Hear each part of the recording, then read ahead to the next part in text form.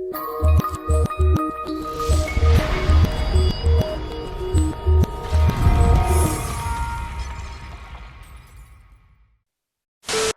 the program you're about to listen to is filled with really bad singing. You have been warned. And welcome back, ladies and germs, to your most lovable, annoying nerds on the interwebs. Hi, guys. We are So to Speak. I'm Evan Mead. I'm Lyle Groniger.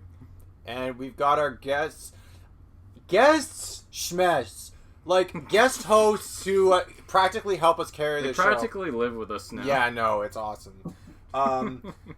Cody McDonald. When do I get evicted? Oh, damn. Yeah, he's rolling in the pop talk dough. Yeah. I mean, we'll just probably we'll have to raise his rent if that's the case. I got some talking for some popping. Ah, nice. Okay, so tonight's show. We're also joined by Josh. Yeah, mention we've got Josh well, on I'm the show. basically an executive producer at this point. No fucking kidding. Yeah, he's doing great. So tonight, how much money do you pay for the show, Josh? Oh, He's our highest Not paid. enough. Not enough. Oh, that's nice of you. He has a little desk label at He has his an workspace. office. He has an office saying "Executive Producer Josh Weinberg of the show." Yeah. Okay, so tonight is another albums episode, but there's a twist. While we love talking about our favorite albums, we firmly believe here at So to Speak that movie soundtracks, that is, movies with a collection of songs, I feel like we should stress the difference between a soundtrack and a score. Yes, please. Movie soundtracks are the collection of songs that are heard in the movie. Movie score is the orchestral compositions that are made specifically for the movie. I'll give you an example. John Williams wrote the score for Jurassic Park. The soundtrack for Tron Legacy was written and produced by Daft Punk. Seriously. Well, that's also a score, though. It's score / soundtrack. Well, there are tons of instrumental Daft Punk songs, so it's kind of like an in-between thing. Sorry, yeah. So the point is So the point is, sometimes to make a good movie requires some damn good songs, and we're going to talk about 5 of our favorite times each when a movie we watched was just made better by the songs it had in. I think some of us are also covering video games, too. So. Yeah, no, movies and video games. Yeah, my there will bad. be some curveballs in here. Yeah. You'll see. Okay. Oh no, this is gonna be sick. So, without further ado, Lyle, kick us the fuck off. Well, let me just... Hey, kicking us off the show, finally. What? Yeah, get out of here, guys. It's the Lyle show now. Wait, don't move. If any of you fucking pricks move, I'll execute every motherfucking last one of you. Great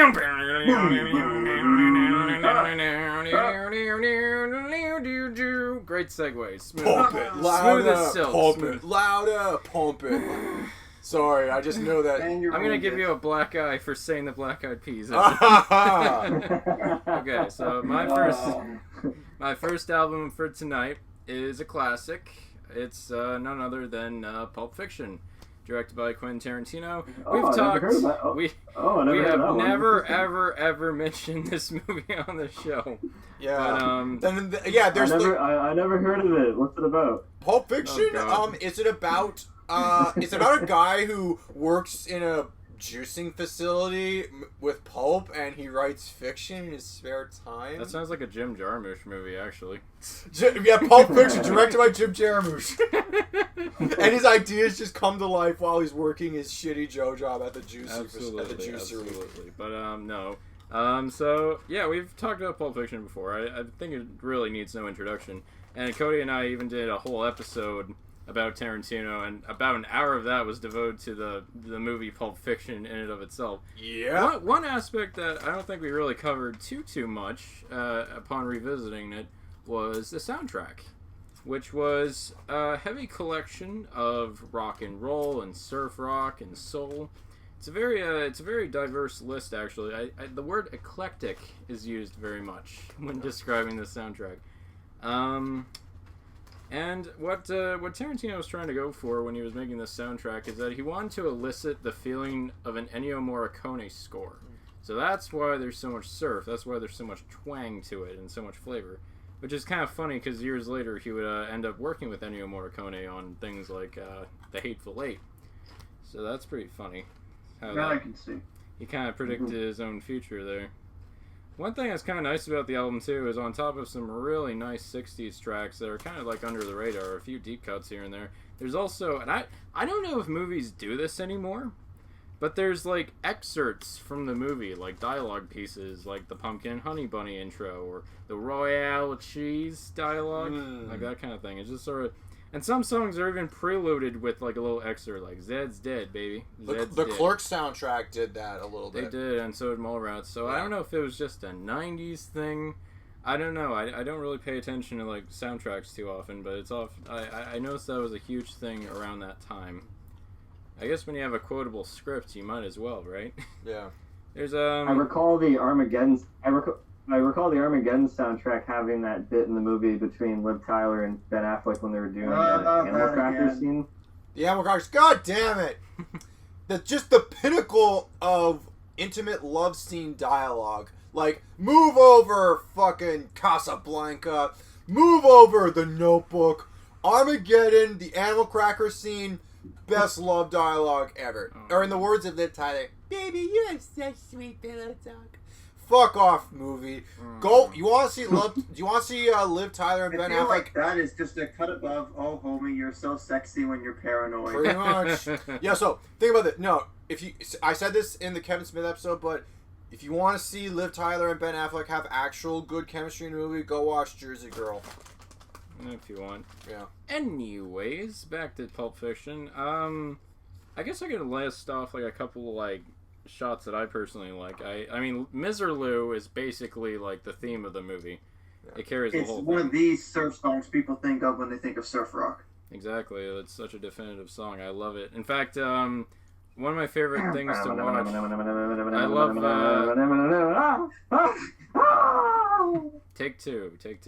Yeah, it's just I saw like this one 1990. Whoa, hello. I saw this one 1995 release of Dick Dale playing the song in his 60s live on MTV, and it was freaking metal as hell. He just does all this improvisation and it's super fast. I'll have to send it to you guys. It's really fun. I actually do want to check that out. He's still got it, and I'm impressed. I think that version was also used in Guitar Hero. It was also used in Guitar Hero 2 as well. That was where I first heard of the song. Yeah. What's another good one? Jungle Boogie by Kool and the Gang, which is like the segue into the main intro. Jungle Boogie. Super kicking. Jungle Boogie. Down with the boogie. Jungle Boogie, down the boogie. I love the horns on that one. Yeah. And there's also Son of a Preacher Man by Dusty Springfield, which introduces Miss Amelia Wallace. The preacher man, when the day when the bees come along. In that exact same area, we also have Girl, You'll Be a Woman Soon, a nice Neil Diamond cover by Urge I Overkill. heard that song on the radio a fair bit in the last You'll like, be 10 a years. woman soon. Yeah, that was kicking. I think one of my favorite songs of the album is actually this one song called Bullwinkle Part 2. And that's the heroin scene. It's like boom, boom, boom, boom, boom, boom, boom, boom, boom, boom. That song is dirty. But you know what the dirtiest song on the entire soundtrack is? Comanche by the Revels. It's like and then the sax kicks in. I wonder why it's so dirty. Did it play in a scene that happened to be very dirty? Yeah, that's a foul scene, but just the sax, I don't know what it does. It just adds to that aura of skeeviness. I feel like I need to have a shower every time I finish that song. It's kind of cool. Like the person in charge of the album, or just like the compilation, was actually in Pulp Fiction. She was the waitress. I'm trying to find her name actually, but yeah, garçon means boy. I can't find it. Dang it. But anyways, yeah. Overall, like I think it's kind of funny because this movie came out the exact same year as like Forrest Gump, which also used a heavy amount of 60s music. But with Pulp Fiction, it just kind of felt like Tarantino was just hitting the albums one day and just like found a bunch of like not so big songs. There's a couple big ones, but not many. And it just adds a flavor. It was like Forrest Gump was the greatest hits of the '60s, and Pulp Fiction was the deep cuts of the '60s. Yeah, exactly.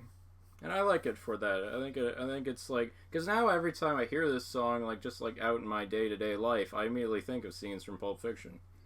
Like that one song, where was it? Let's Stay Together. You know, I'm so You can't top the in Reverend. love with you.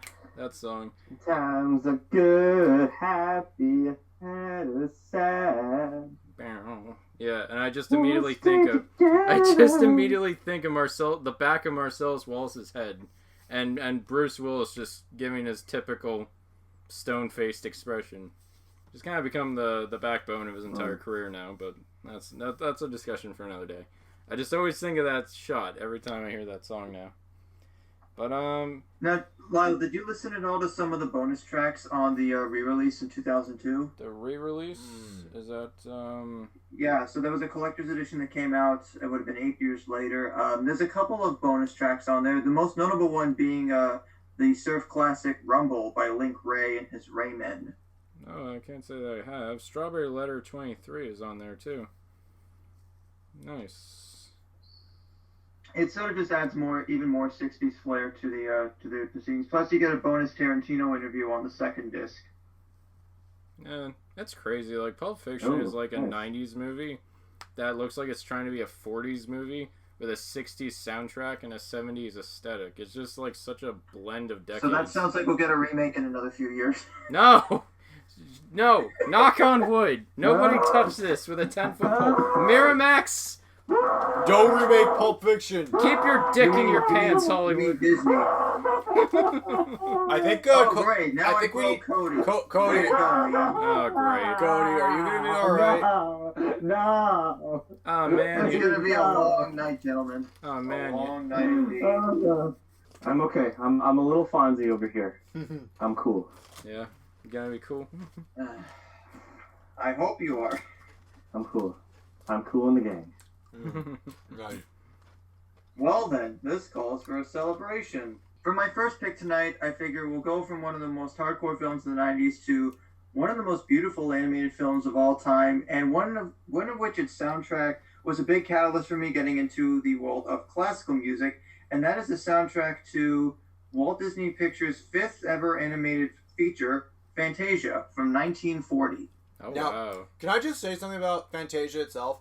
I find it incredible that they made such a visual masterpiece as their fifth movie. Like, it wasn't their 10th movie. I feel like this is the kind of movie that a studio would wait until they've had, like, 10 movies under their belt to make. No, Disney had, like, really pure, beautiful talent, and they just threw it out there, and it really won. I'm pretty sure it's the fifth ever, because I know there was Snow White, fourth. there was Dumbo and Pinocchio. Yes, it is their third ever feature. There was Snow White, Whoa. there was Pinocchio, and then Fantasia. That's Wow. even more impressive.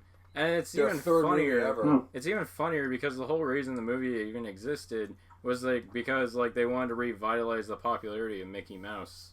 Yeah, because... Yes. So the Sorcerer's Apprentice. Cody, what are your thoughts on Mickey Mouse? Because didn't you say this on another podcast, or we were just chatting like in a friend's hangout one day, and you said something really insightful about Mickey Mouse that I think the world needs to hear. Kind of critical, actually. He's not a character. He's a symbol. True. Yeah, that's accurate. Yeah. But in the Sorcerer's He's not a character. Yeah. Can anybody tell me any sort of personality or any sort of character trait about Mickey Mouse? He's an If you everyman. watch the newer Okay, moving cartoons, on. you'll actually get some good traits. Like, then again, that's an aside, but the newer shorts, Yeah. really, really high quality. Yeah. So, Evan is right that the impetus for Fantasia was that Walt Disney really loved the Sorcerer's Apprentice, the idea of having a film centered around Mickey as that title character. And from there, it unfolded into using various pieces of classical music, which were backed by some beautiful animation, to really just tell this story that music can, in fact, take you any way you can think of. And it starts with just the very abstract use of toccata and fugue in D minor. You know, you have every piece of the orchestra being represented in an animated aspect, and Leopold Stokowski does a great job with leading this orchestra, because the original stuff was done by him. I believe there was another composer, Owen Costel, that did some re-recordings, which if you're going to listen to the whole soundtrack, you can either there's two different versions on streaming. There's like the re-release from the 90s, I think 93, and then in 2015 for the 75th anniversary, Walt Disney Records put out a legacy collection version of it, which adds both recordings plus a couple of bonus tracks, including the version of Peter and the Wolf and Make My Music with narration from the voice of Winnie the Pooh, Sterling Holloway. But one of the most beautiful pieces is their version of the Nutcracker Suite, because the various parts in there. I love the flower dance where like the different flowers or plants are sort of representing different. I mean, yes, this is a disclaimer that it was the 40s. It was a different time, so there were different things that represent different ethnicities. There's mushrooms. There's flowers that represent Russian Bolsheviks. Things like that. And this was pre-Cold War Russia we're talking about. So Russia, yes. At this point in history, Russia and the United States were allies against the Nazis. So it was cool to portray their culture.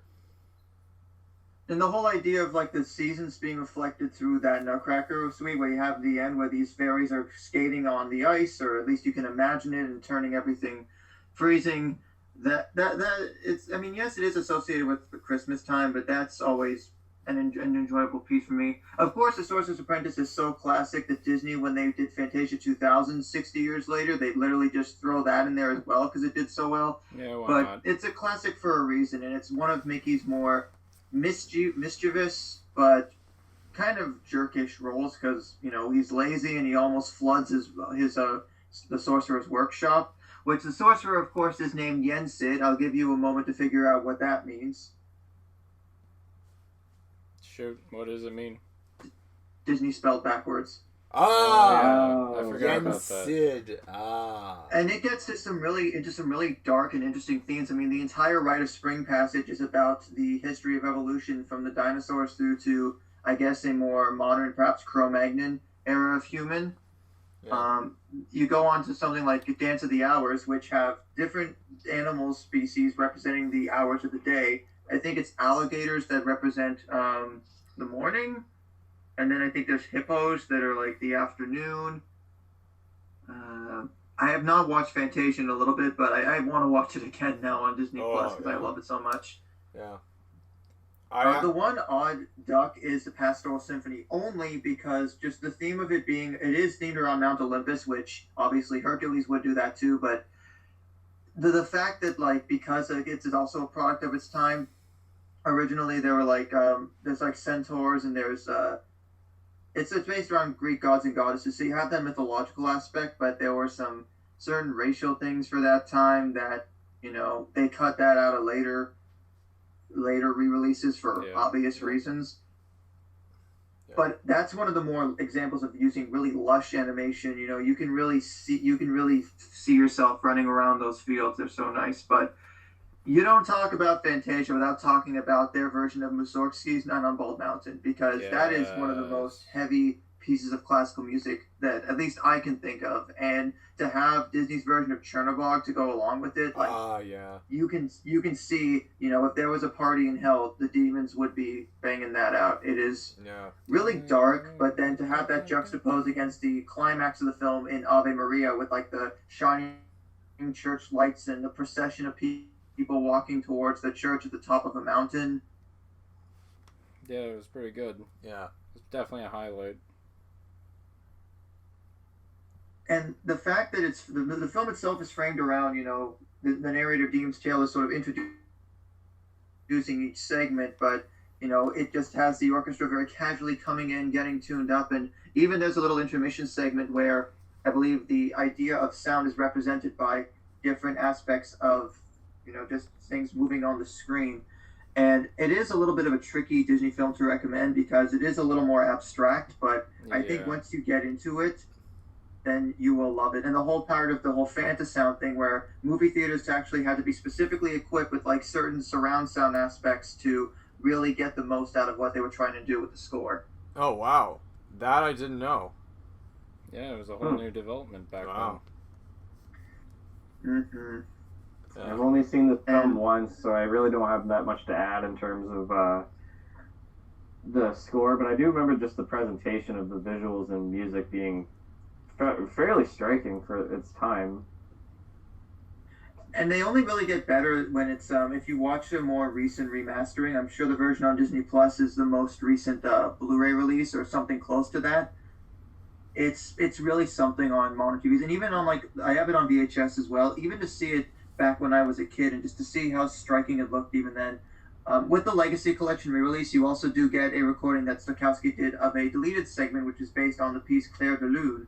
So if that's something that interests anyone, I definitely recommend checking it out on streaming services because it's there. Plus, it's got some really nice sort of drawn artwork of Mickey at the top of that mountain from The Sorcerer's Apprentice. Yeah, no, that was a good choice. That classic moment. It's kind of rare for, so to speak, to talk about anything that didn't come before, like, the 1970s, so... Yeah. Well... Nice. As Disney himself said, quote, Fantasia is timeless. It may run 10, 20, or 30 years. It may run after I'm gone. Fantasia is an idea in itself. I can never build another Fantasia. I can improve. I can elaborate. That's all. Yeah. Nice. Well, they kind of did that with Fantasia 2000. Yeah. They did.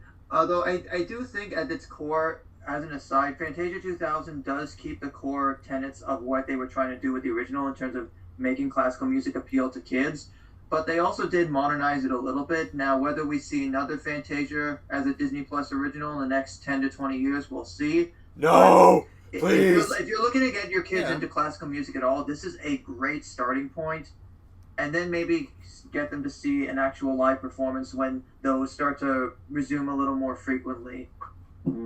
Absolutely. Because, I actually have a Sorcerer Mickey hat, I'm sure. I think it's either here or in my room at home, but it lights up and everything. And better appearances. I know this That's hat. nice. I know this hat you speak of. It's awesome.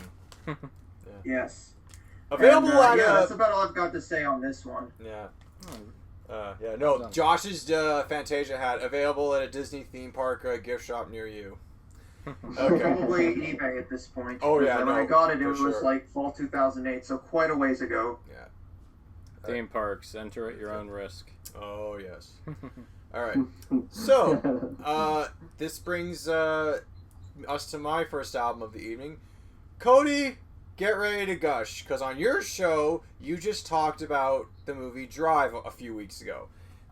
Great Pop Talk episode with your friend Jess. I really liked it. Now, I'm going to take a second to talk about the musical element of Drive, because when I saw the movie for the first... You plagiarizing fuck. Oh, hey, it's not plagiarizing if the boss kind of is like, takes it... I gave you credit where credit's due, man. Alright, so, my 2 cents... Here's my take on the soundtrack. Well, it's kind of... Since Cody already talked about, the use of the songs in his pop talk, I'm going to show what they mean to me. Not much more else I can add, but it really struck a chord with me because, so in the movie Drive, I saw it for the first time in the theater with my dad in 2011, either right before or right after I started college at the Toronto Film School. So, the movie itself was actually... I was expecting kind of a Fast and the Furious knockoff. I went in blind. I didn't know anything about Drive. I just knew, it has cars and Ryan Gosling. So it could be... I thought it was trying to capitalize off the success of the Fast and the Furious franchise because we had Fast 5 earlier that summer. I was 100% wrong. Drive is its own thing, its own story, its own artistic vision, and the music... Oh, man. The music is ingrained so beautifully into every aspect of this film. The soundtrack itself is one of those soundtracks where they have 5 songs by artists, and the rest of the soundtrack are composition tracks by one Cliff Martinez, who scored the film. But the movie opens in the opening scene where the driver is driving those criminals as they do their job, and then great scene, by the way. Cody, I'm not going to talk about it because Cody already did, but the scene is made complete by Tick of the Clock by the Chromatics. wonderful tune. If you're into trance or like house music even, I highly recommend that tune. And true story, 6 years ago I was in Los Angeles with my friend Natasha, and we actually took a drive from the motel we were staying at in Hollywood to Hollywood Boulevard. And as we were driving, it was after sunset, I put on that song, and she had not seen the movie Drive, but I told her all about it, and I hope she has rectified that since. But what happened was, like, we're driving like down LA streets, like with that song, and like, wow, like so that was one of those cool like movie moments that I actually got to sort of live. Although and Natasha and I were like eerily quiet. We just kind of like took in the atmosphere of what was around us. We didn't talk over the sound. So that opens the movie. Then you get a montage for the opening credits to Kavinsky's Night Call, which kind of is the theme song of the character for the driver. It's the character theme of the movie. I'm giving you a night call to tell you how I feel. And yeah, no, that's another beautiful... Something inside you, it's hard to explain. They're talking about you, boy, but you're still the same. Yeah, no, that's a great it's a great song for encapsulating like what the driver does for a living and how he is perceived by the people in his life. So then that's the second song. The third song, that admittedly comes a little later, is Under Your Spell by Desire, which is one of the greatest love songs I've ever heard personally in my entire life. It's such a deep, like raw, like tune, but it's so simple. The bass is pulsating. Yeah, no, it really is.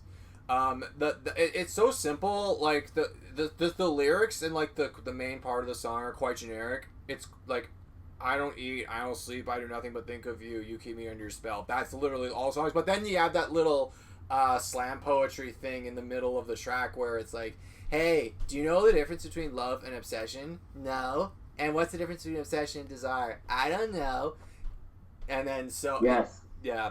I'm happy that you said that, Evan, because a lot of people don't know that there is a bit of like, almost like a poem within the song, because all they do is just go by listening to the song within the movie that doesn't feature that poem. No, so it doesn't. It's good that you're mentioning that. You've listened to the true song in its form, so I'm happy for you. Yeah, no, I've actually, believe it or not, that's actually the one song. See, folks, when we talk about movie soundtracks, sometimes the movie doesn't incorporate the song in a way that does the song justice, because honestly, the song Under Your Spell in the movie Drive is incorporated as like a background track that's at the coming home party for Carey Mulligan's husband, Standard, played by Oscar Isaac. So it's a background song. You only really hear the instrumental song and possibly the one chorus lyric, and that's it. You don't hear the song in its entirety. Listen to the soundtrack on its own, you won't be disappointed. But the real like the love theme of the movie, that's not the love theme. The official love theme that actually plays at 2 points in the film is A Real Hero by College. Beautiful track. And I actually didn't know this, but while all the music feels very retro, like people were speculating, were all these songs like from the 80s? No, a lot of the filmmakers took contemporary trance and techno stuff and house stuff, and they made it sound like it was a retro film, and it makes it feel like it's a retro film too. So the reason I brought that up is because the lyrical content that was okay. So the lyrical content for A Real Hero was actually directly inspired by Captain Sullenberger, who was famous for his heroic landing in 2009, where his passenger aircraft was taking off from LaGuardia Airport. It caught a flock of geese in its engines. Both his engines are knocked out. He had to make an emergency landing on the Hudson River, and the whole song A Real Hero is about that. And the lyric that gives that away is, 155 people, and because that's how many people were on the plane, 155 passengers. So why was that not used in Sully? beats me. We're not talking about the soundtrack for that because that was a biopic. I feel like it would have been perfect, but it wouldn't have fit the tone. I think it's because Drive kind of like absorbed the popularity of that song. Yeah. So if you play it on Sully, they're just gonna be like, "Oh, it's that song from Drive." Yeah. So Every time I play one of these songs for someone who has not heard the songs, they say they every single song in that movie every single song in this movie kind of wears the label. Oh, that song from Drive. Yeah. So the last song that I had to re-listen to is "Oh My Love" by Riz Ortolani. Riz Ortolani. Is Josh? You're the music expert. Is that a cover of John Lennon's "Oh My Love" or is it its own thing? It appears to be an original thing because Riz Ortolani was an Italian composer. And it features Cacciana Ranieri, who was an Italian actress and singer. Yeah. It looks like it could be just an original thing they used. Well, it really works to fit. I believe that's Cody. Correct me if I'm wrong, but I believe the song "Oh My Love" plays in the big scene where he is protecting Carey Mulligan in the elevator, and then the hitman is there, and he just stomps the guy's skull in. Did this play at the strip club later on, or Cody's just shaking his head on the webcam that you can't see? No. That "Oh My Love" played when he masked up with the stunt driving mask when he was like confronting the pizzeria. Oh right, yeah.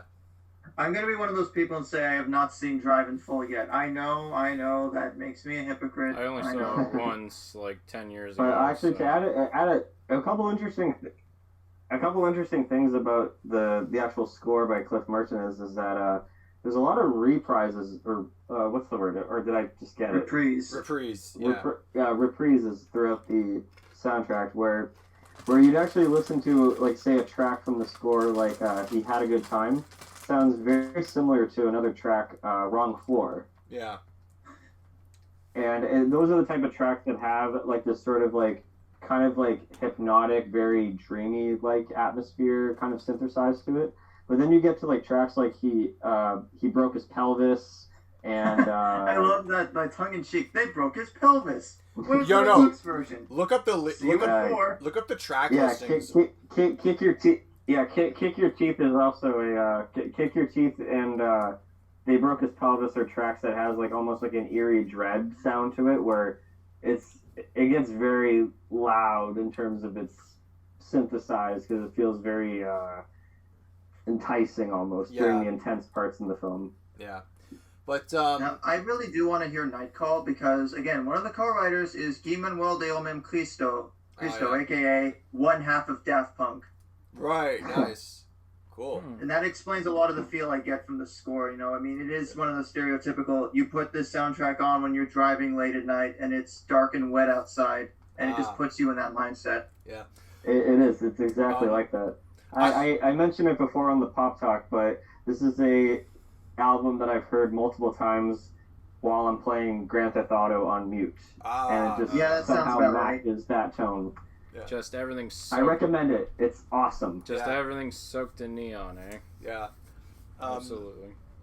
But yeah, no, that's the Drive soundtrack.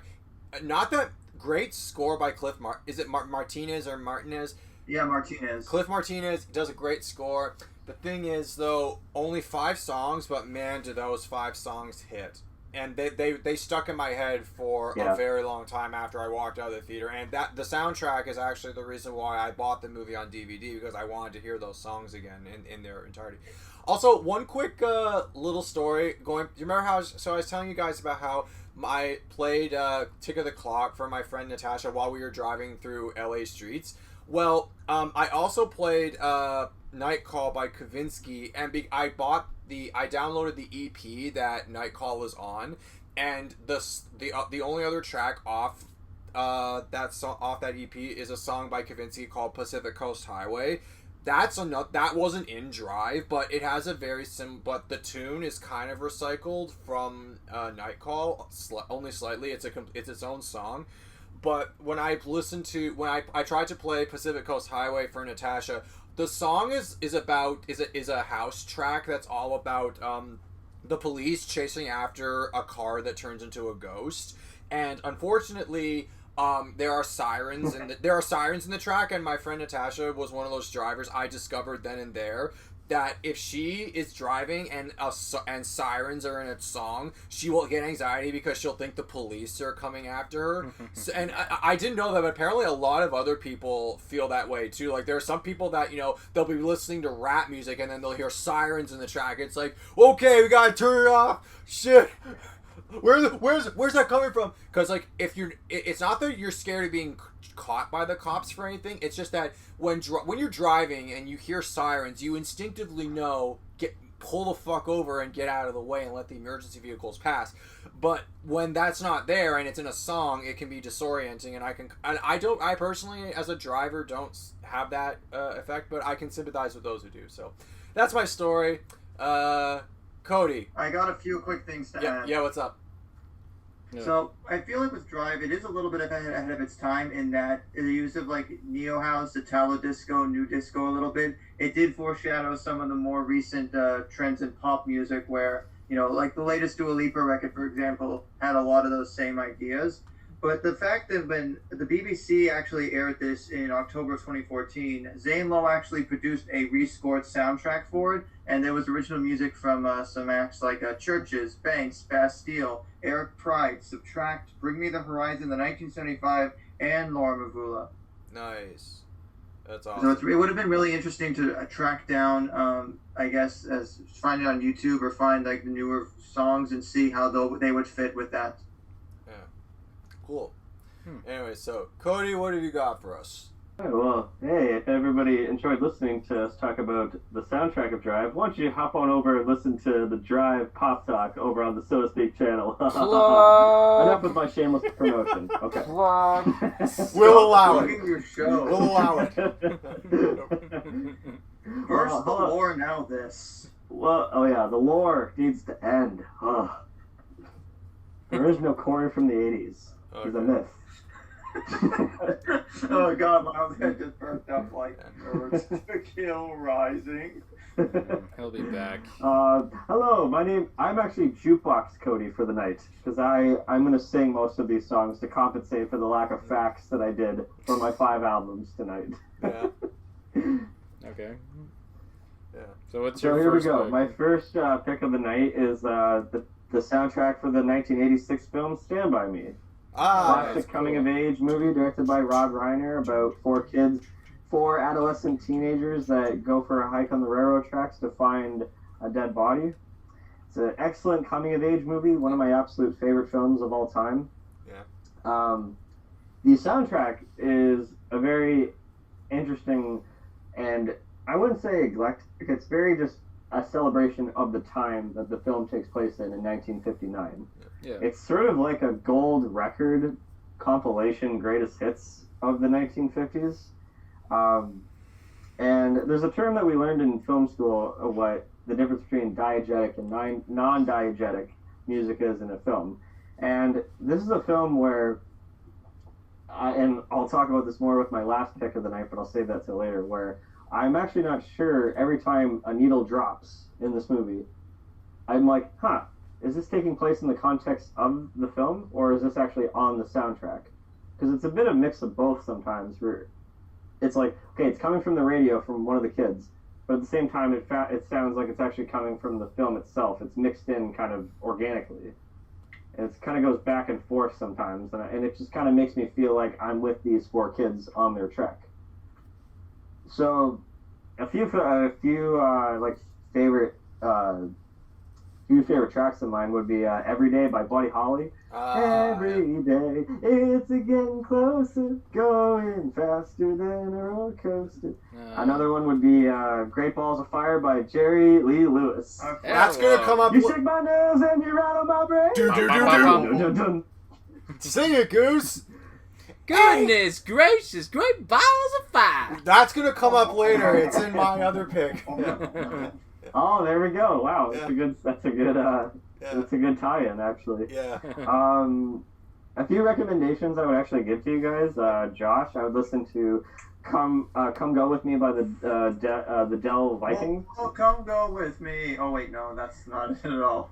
It's one that goes dum dum dum dum dum da dooby dum dum. Oh, that's where Sean Kingston got the idea from for that one song. Oh, Yahweh, too beautiful No. girl. That's a different one. Also on this soundtrack. That's the different one. Yes, Yeah. I'll lead to that one. Lyle, because you like the kind of surf and rock kind of sound, I would listen to the other track by the Dell Vikings, Whispering Bells. Okey-doke. Has a very fast guitar in it, and it sounds really riffy and cool, and just like, this is 1950s. It sounds like Oh, something you from the gotta get rifty! 60s even. Get rifty with it. You gotta get rifty. Get rifty Yeah, with it's it. time to get rifty. I like what you got.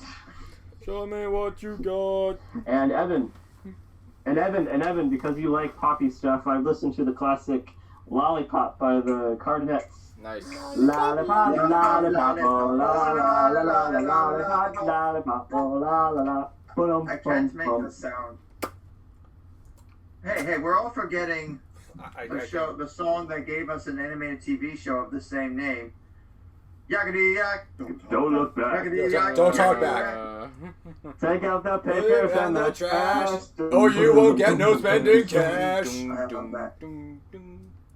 Yes, I yes, haven't watched yeah. Stand By Me in a few months, but I think sequencing-wise, they ended with, of course, the title track, the one everybody knows, especially with Marnie's Family, especially, they really do enjoy Stand By Me. Oh, yeah. Oh, the song "Stand By Me" by Benny King is a classic, amazing love song, beautiful, timeless lyrics. I was actually saying, so the way I kind of organize my picks tonight is I have a pick for each and every one of you, but then I have one song for all of you guys to listen to as like a big celebration, and of course it has to be the title track. Yeah. And it's funny that the actual book that this movie is based on, written by Stephen King, it's actually called The Body, which I'm happy that they changed because that sounds like a horror film. So the song Stephen King writing horror? Stop the presses! Stephen King writing horror? Stop the presses! I've never heard of that. I hope you don't let it hit the floor or anything. Yeah. Well, Cody, it's funny you mention that because another Stephen King story had its title changed for its film adaptation. Rita Hayworth and the Shawshank Redemption became the Shawshank Redemption. The reason they did that was because they didn't want to confuse the movie with a Rita Hayworth biopic. Still, a bunch of actresses tried to audition for the non-existent role of Rita Hayworth in that movie. What, you want to be a poster? Go nuts. Yeah. Okay. Anyways. Any other thoughts you have on the album, Cody? Actually, no. You guys feel free to take it if you guys have anything else to say. I said it all, actually. The first time I ever heard the song "Stand By Me" by Benny King was in grade 1 music class, where Josh, you remember because you were there too.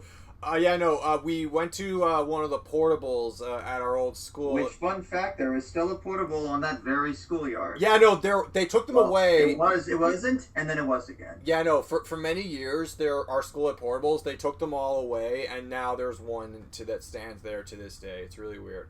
But we went to the portable for music class, and that song captured my imagination. And at this point in my life, it's all about that percussion, that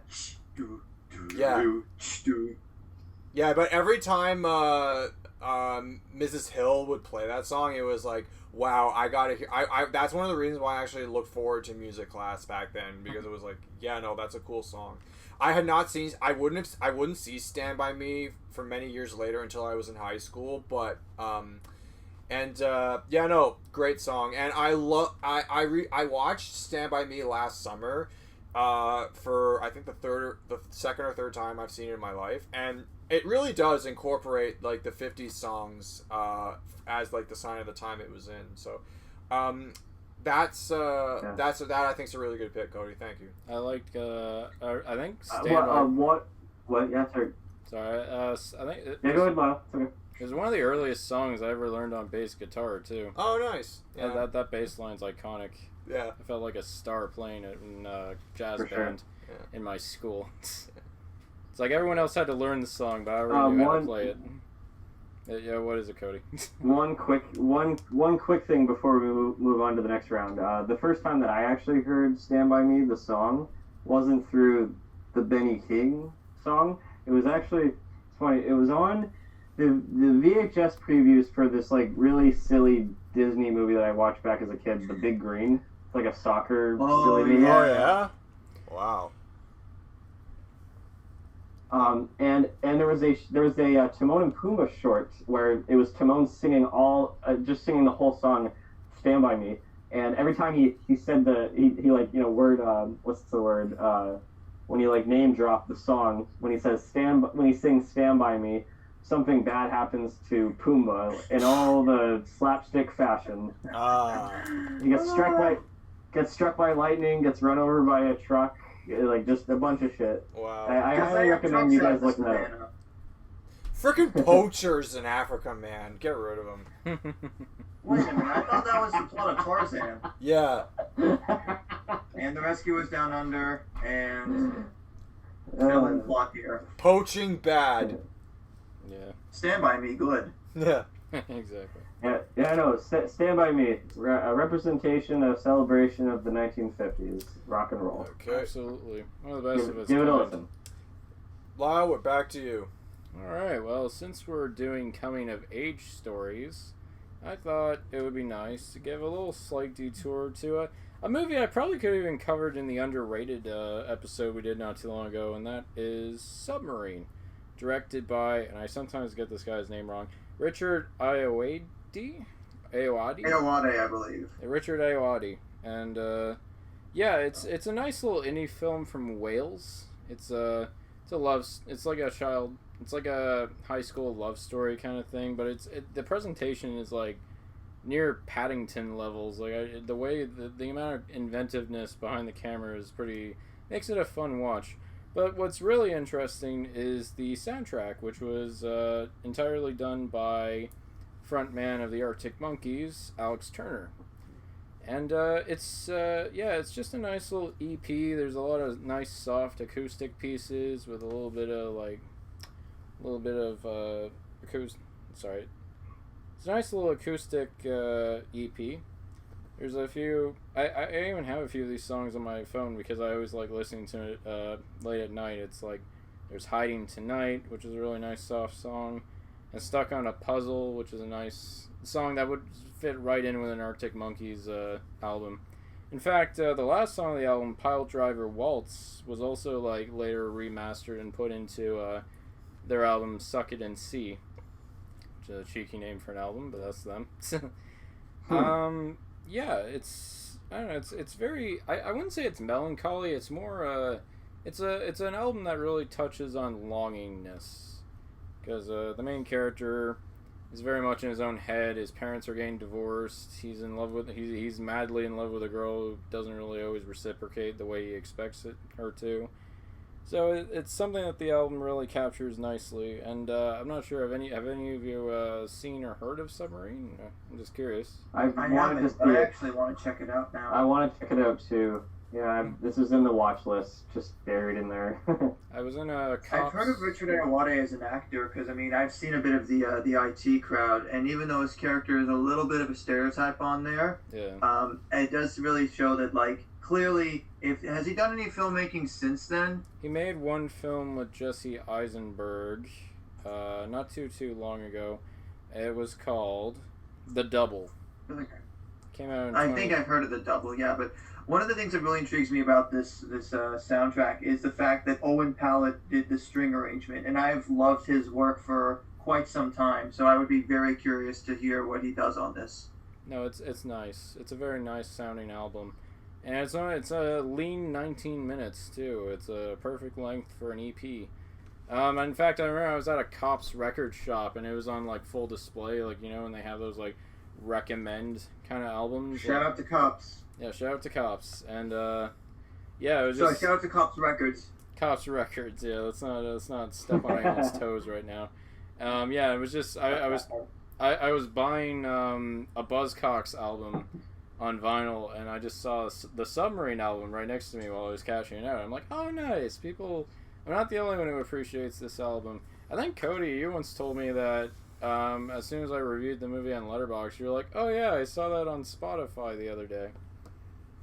That was a few years ago. Yeah, I did listen.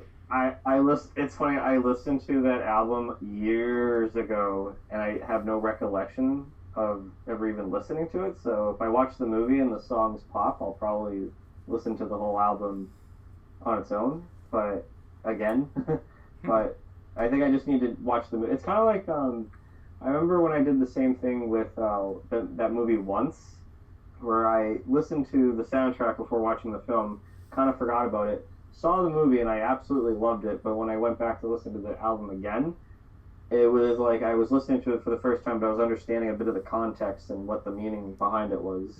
So it might be doing the same thing for me this time. Oh, you'll absolutely get that experience when you watch Submarine. The music really ties in nicely with the main conflict with the character.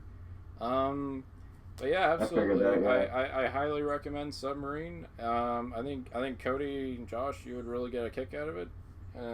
As well as you, Evan. I'm not singling you out. No, cool. Anything, but yeah, no, highly nice, a very nice indie movie. I almost think like it belongs on the Criterion Collection or something. Cool. Because it's very masterfully helmed. I'll have to check it out. It belongs in a museum. It does. Nice. What is nauticism? Nautical stuff? Something like that. Oh yeah, submarines. Nice. It's 0 out of 10. There's not a single submarine in this movie. Nice. I'm gonna kick myself because I wanted to shout out the Is it store, but yellow? I couldn't finish the one word. Is it yellow? Oh, is it yellow? I see what you did there. Oh, no, it's not. Okay. Josh, what's your next No, pick? it's sandwich. Sandwiches. so coming next on So to Speak. Food.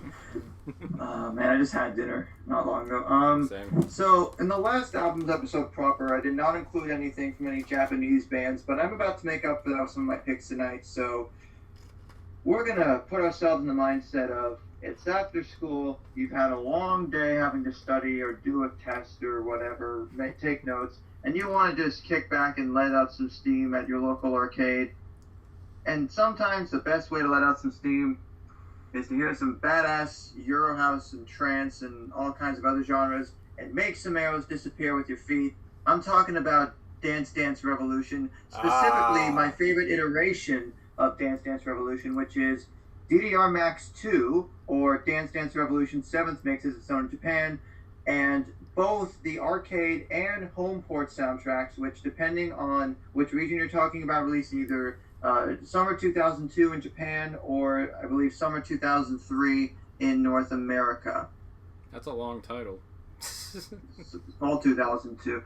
That's the thing with a lot of these games that are released in Japan first and North America second, but DDR has always been about what are some of the most badass beats you can tap your feet to, and some of these get really ridiculous in terms of the BPM, but this is the first instance that you'll see on our list of video game soundtracks where it's a combination of stuff that's done in-house by Bemani, which is basically the Konami team that is specifically focused on making rhythm games, as it's short for Beatmania, which is another great rhythm game series from Konami that people should definitely look up some videos of if they want to get a handle on how that goes. But DDR Max 2 was my gateway into the series when I was, I believe, 11 or 12. And depending on which version of the franchise you're looking at, there is a lot of ridiculous, awesome choices. You've got a remix of you've got actually a cover of the Doobie Brothers' Long Train Runnin' by Bus Stop. You've got the Whistle Song by DJ Alligator Project, which I always loved as a kid, even though, yes, there is that whistle that is used repeatedly, and if you find that stuff annoying, that you may not like that, but there was just a huge bunch of other ones. There's a cover of Let's Groove by Earth, Wind & Fire Nice. that I really enjoyed that one, and it's got a dance beat to it. I love a lot of the Konami original tracks that are in here. There's Dive, there's Breakdown by B4U, which is a bop, and once you listen to it, that chorus will be stuck in your head for days. There's Sugaru, which uses a little bit of a koto sample, which is a traditional Japanese instrument, and it's a lot of fun. There is a Secret Rendezvous. There's Kind Lady. There's The Reflex by Duran Duran. Cool. Ooh. Nice. The Different tracks depending on what region you're in, and I can't possibly list them all here, but definitely look up some videos on YouTube and take a look at various parts around. Yeah, Tips and Tricks versus Wisdom does a fantastic Let's Groove cover. I love that one. The RC Extended Club mix of Twilight Zone by 2 Unlimited, which kind of sounded to me at first like it was either the Mortal Kombat theme or that ripped it off, because it sounds like the Mortal Kombat part. Hey, it sounds like that part of the Mortal Kombat theme. Witch Doctor by Cartoons, which I heard it as a 10-year-old kid and loved, and there's a mix of that in here. There are so many, and it's very easy to find copies of DDR Max 2 online. I highly recommend, if you're going to get into the DDR series, start with the PS2 era and then either go back or forwards, because it's still going today, but there are so many great choices, and as you go through the game, you can unlock more. And especially with the home ports, they do give you a lot of what the arcade version had to offer, plus bonus courses where you play through different songs all in a row. There's an exercise mode that, you get motivated to burn calories by playing the really ridiculous songs, which some of these BPM-wise can get upwards of 200 something plus. Oh, wow.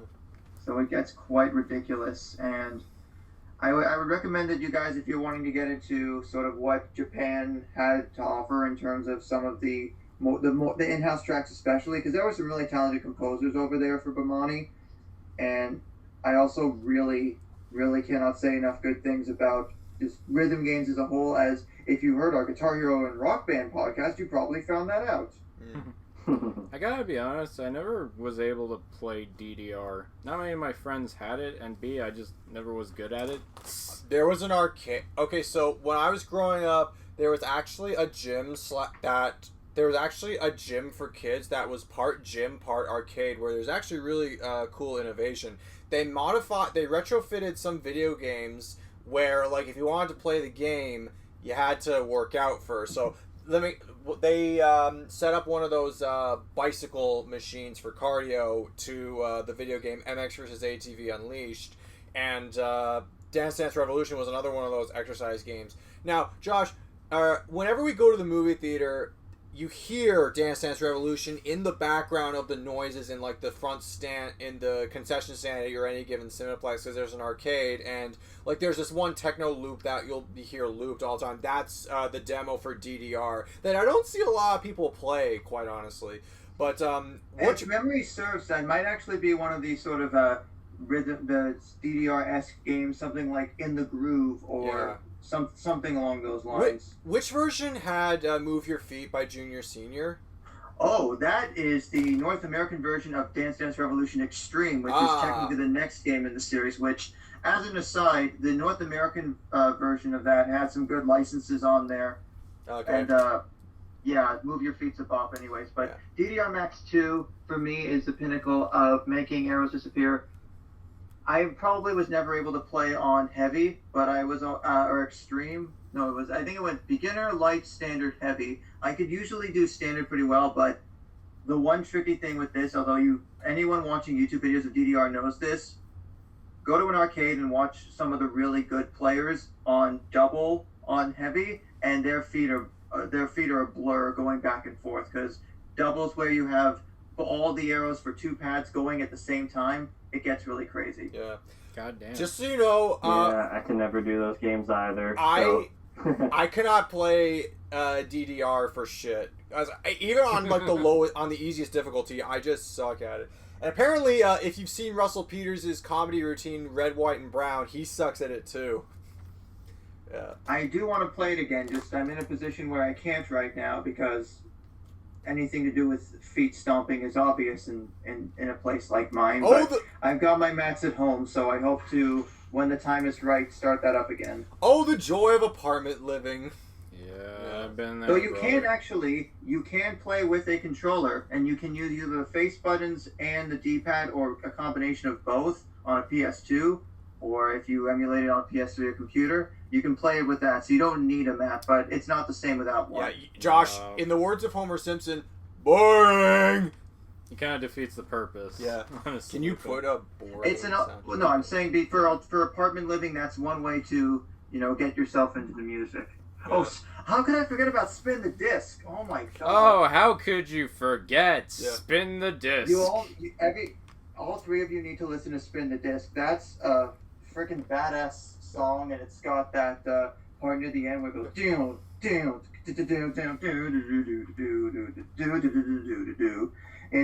it's a really funky song, and while a lot of these songs are under 2 minutes, it gets you hooked and you want to keep going back, or at least the edits in the game. Yeah. Okay, so good pick, Josh. Yeah. As for my next pick, I'm looking at the movies on the movie soundtracks on my list, and I'm each in the order in which I selected my list. This wasn't intentional. I didn't realize this is now. I go progressive a few years back in time for each selection. So Drive came out in 2011. My next soundtrack is for a movie, a criminally underrated movie, might I add, that came out in 2009. Watchmen is a comic book movie set in 1985, but all the songs are from either the 50s, 60s, or 70s. Now sum it up in 5 seconds. Yeah. Yeah, explain the entire plot to us. Just You know what? No, go now. I'm gonna You know do what it. I'm I'm gonna talking do about. another shameless plug. If you want to see me recap the plot of Watchmen, or the abridged plot of Watchmen, go watch our DC episode, because I kind of gush over the story. That's going back. A comedian dies in New York. Shit ensues. The end. Oh, like Joker. Yeah. I feel like you did this pre, so to speak, too. I can't help but feel like you've done this before. Yeah. Yeah. Okay. But what do you like about the soundtrack? What do I like about the soundtrack? Well, the soundtrack on its own, in addition to being like a collection of songs that are, masterpieces in the history of music, and they come from all genres, specifically like the soul genres and the rock genre. But I'm just gonna start it up here.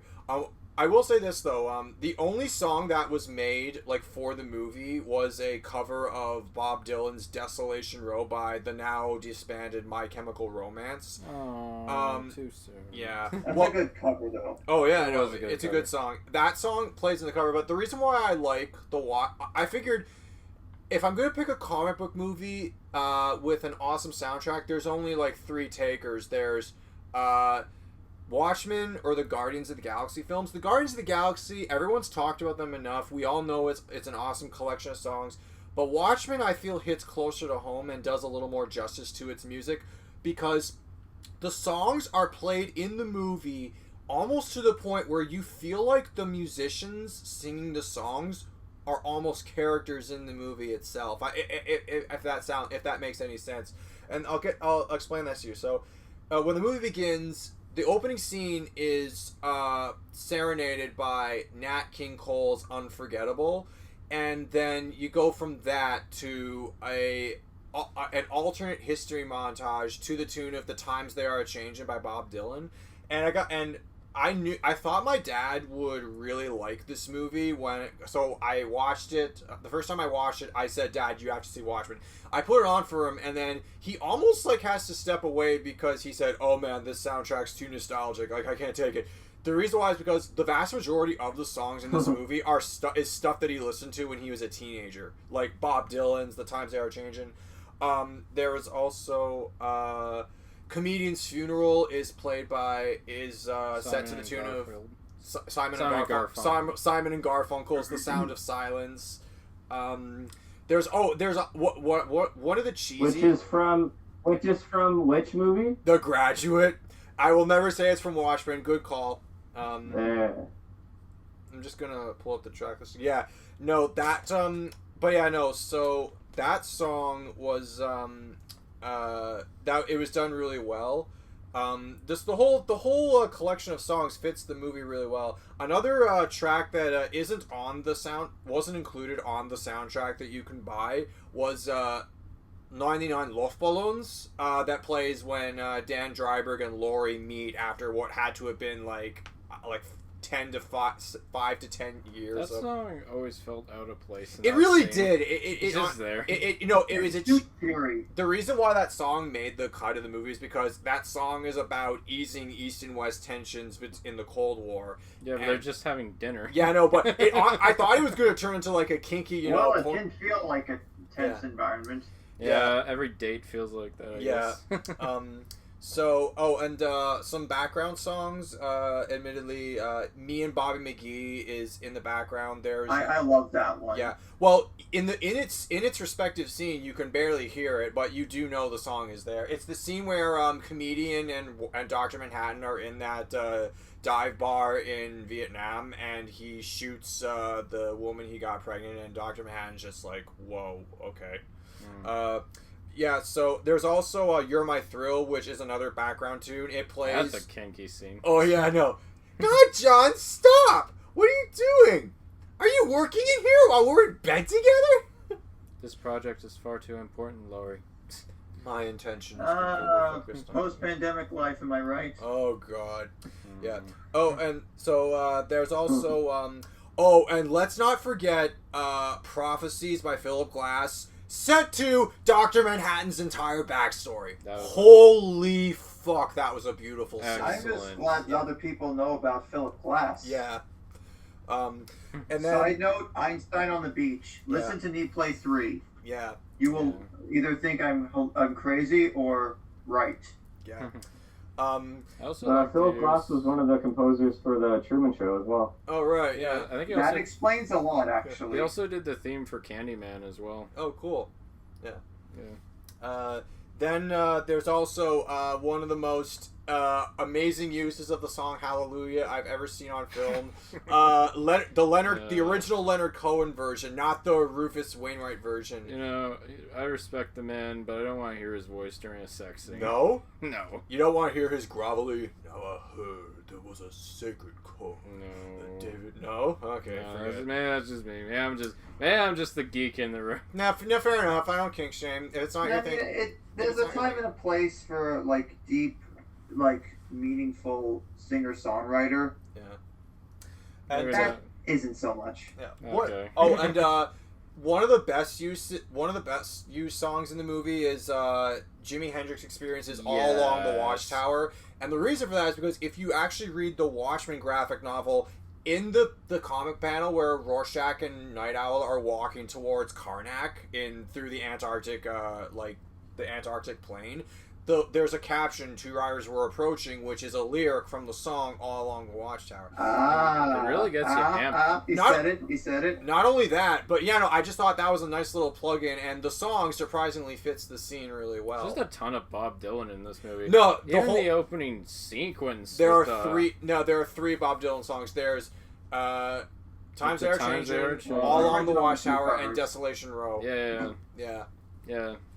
Which is an excellent opening scene, by the way. Times They Are Changing. One of the best I've ever seen. One other song... Oh, there's all... That's probably my favorite track from the movie. Oh, yeah? Nice. I would agree. Yeah. There's also a song I forgot to mention. You want to talk about orchestral compositions?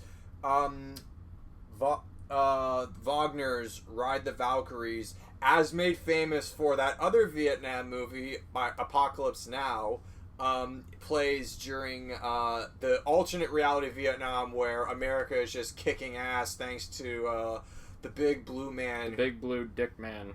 He didn't have his dong out in that scene. He's in a black Speedo. He could have. Well, for most of the movie... he still had some blue dick energy. What the... guys, are we 12? He's literally energy, though. So no, he literally is, yeah. Blue dick energy, I like that. And we're back to the dick joke. Testicular tachyon! Not again! What have I done? You bring out the worst in us, Evan. What you've done. I quote, when we were doing our little, when we were doing our post-mortem notes on the underrated movies episode, and we officially dubbed it the dick episode, everyone was blaming me because I picked the movie picked Dick. And then I just said, I responded with a quote from Morpheus. I can only show you the door. You're the one who has to walk through it. Which means, essentially, I'm the guy who's talking about this. Your guys are the one making the jokes. So, yeah, it's all in good fun. I know. Did anyone else notice the sort of Miyazaki version of Everybody Wants to Rule the World? I noticed that too, yeah. What scene is that in? It's during the Ozymandias scene where he's just talking to the board directives. Right, And then the assassin comes in and starts shooting them all. Oh, yeah. Yeah, it was a Tears for Fears cover. Okay, another song that's last on the list is Pirate Jenny by Nina Simone. I don't remember which scene that plays in. If anyone kind of saw... Because I've seen Watchmen quite a bit. Yeah. I'm trying to think like what other songs really stuck out. But I'm drawing a blank. I think we covered them all. Alan Moore cited that song as one of the inspirations for the Black Friday material in Watchmen. Okay. Oh, cool. Pirate Jenny, nice. Which wasn't really featured in the movie, unless you got the ultimate cut. Right. No, more so the TV series. Yeah. Yeah. Oh, yeah. Which I haven't watched yet. I still need to watch... I probably could watch it because I have Crave, so Okay. we'll see. Yeah, I'd watch it with you. Nice. Okay. So that's Watchmen. As an aside, I do remember reading the graphic novel in high school of Watchmen. I think after the film had come out, because I think by that point I had seen most of the film, and I gotta agree with Evan that the soundtrack fits the movie to a T. Yeah, like, but I've never. I was thinking like it almost feels like the artists who played these songs almost feel like characters in the movie, like adding to the story in their own respective way. And what's incredible is all these songs were like written way before the movie, even the book, or even the movie came out. But the reason why, to something my dad said, he said that there's a nostalgic feel to it, and he's completely right because the whole movie is about nostalgia. Because there are these superheroes who their heydays were in the 40s, and 50s, 60s, and 70s, late 70s, yeah. with the Minutemen and then the Watchmen rebranded, and in the 80s, the re-elected Nixon forces them all underground with that whole Keene Act. Gee, superheroes Wait a minute. Superheroes being made illegal. Where have I seen this before? Where have I seen that before? Hey, Brad Bird. Alan Moore called. He wants his idea back. He said it. Yeah. Hey, Cody, I have a question. So there's Cody from the 90s and Corey from the 80s. Are there, like, other versions of you throughout the decades? Into the Codyverse. Is there a Caraway of the 20s? A Cole of the 60s? Sure. A Kramer of the 70s? I don't know. A Cal from the 50s. Yeah. A Calvin. A Calvin from the 50s. Okay. That's Yeah. okay, so... Enough lore. Yeah, no, enough lore. Well, that's... yeah, so... Enough with... So, moving on. Back to you, Cody. Back to you, what Cody. is your next pick of the night? Dearly beloved, we are gathered here today to get through this thing called life. Electric word life.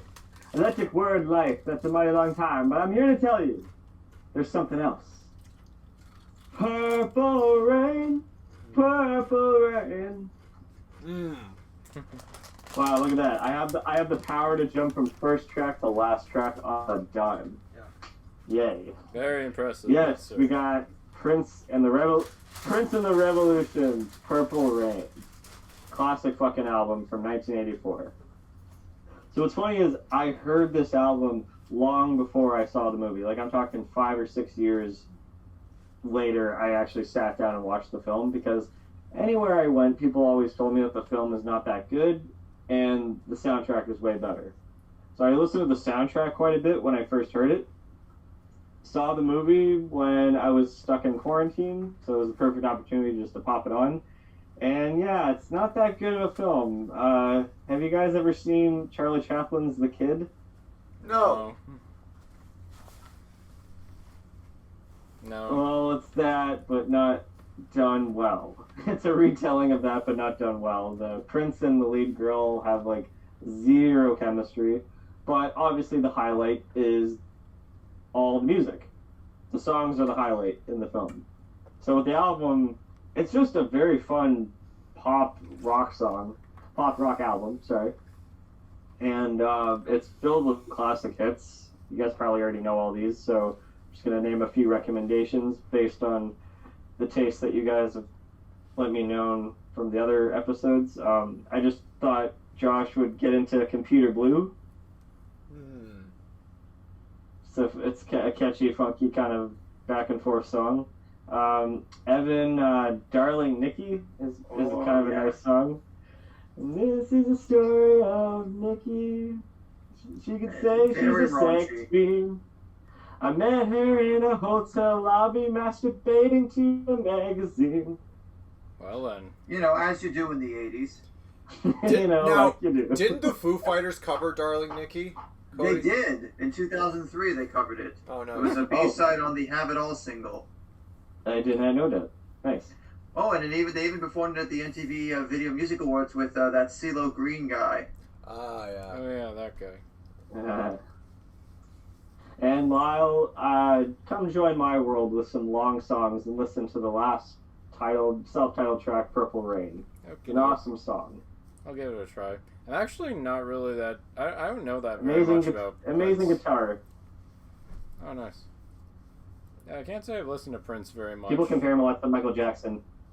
Compare him a lot to Michael Jackson, but I can hear the differences. Yeah. They kind of came up at around the same time, but Prince had always prided himself on being a really good multi-instrumentalist. I mean, his first two records, Dirty Mind especially, if you're more looking to get into Prince, like, outside of, like, Purple Rain and stuff like that, listen to Dirty Mind first, and then move up to, like, 1999, stuff like later The Sign of the Times, the Batman soundtrack, things like that. Mm-hmm.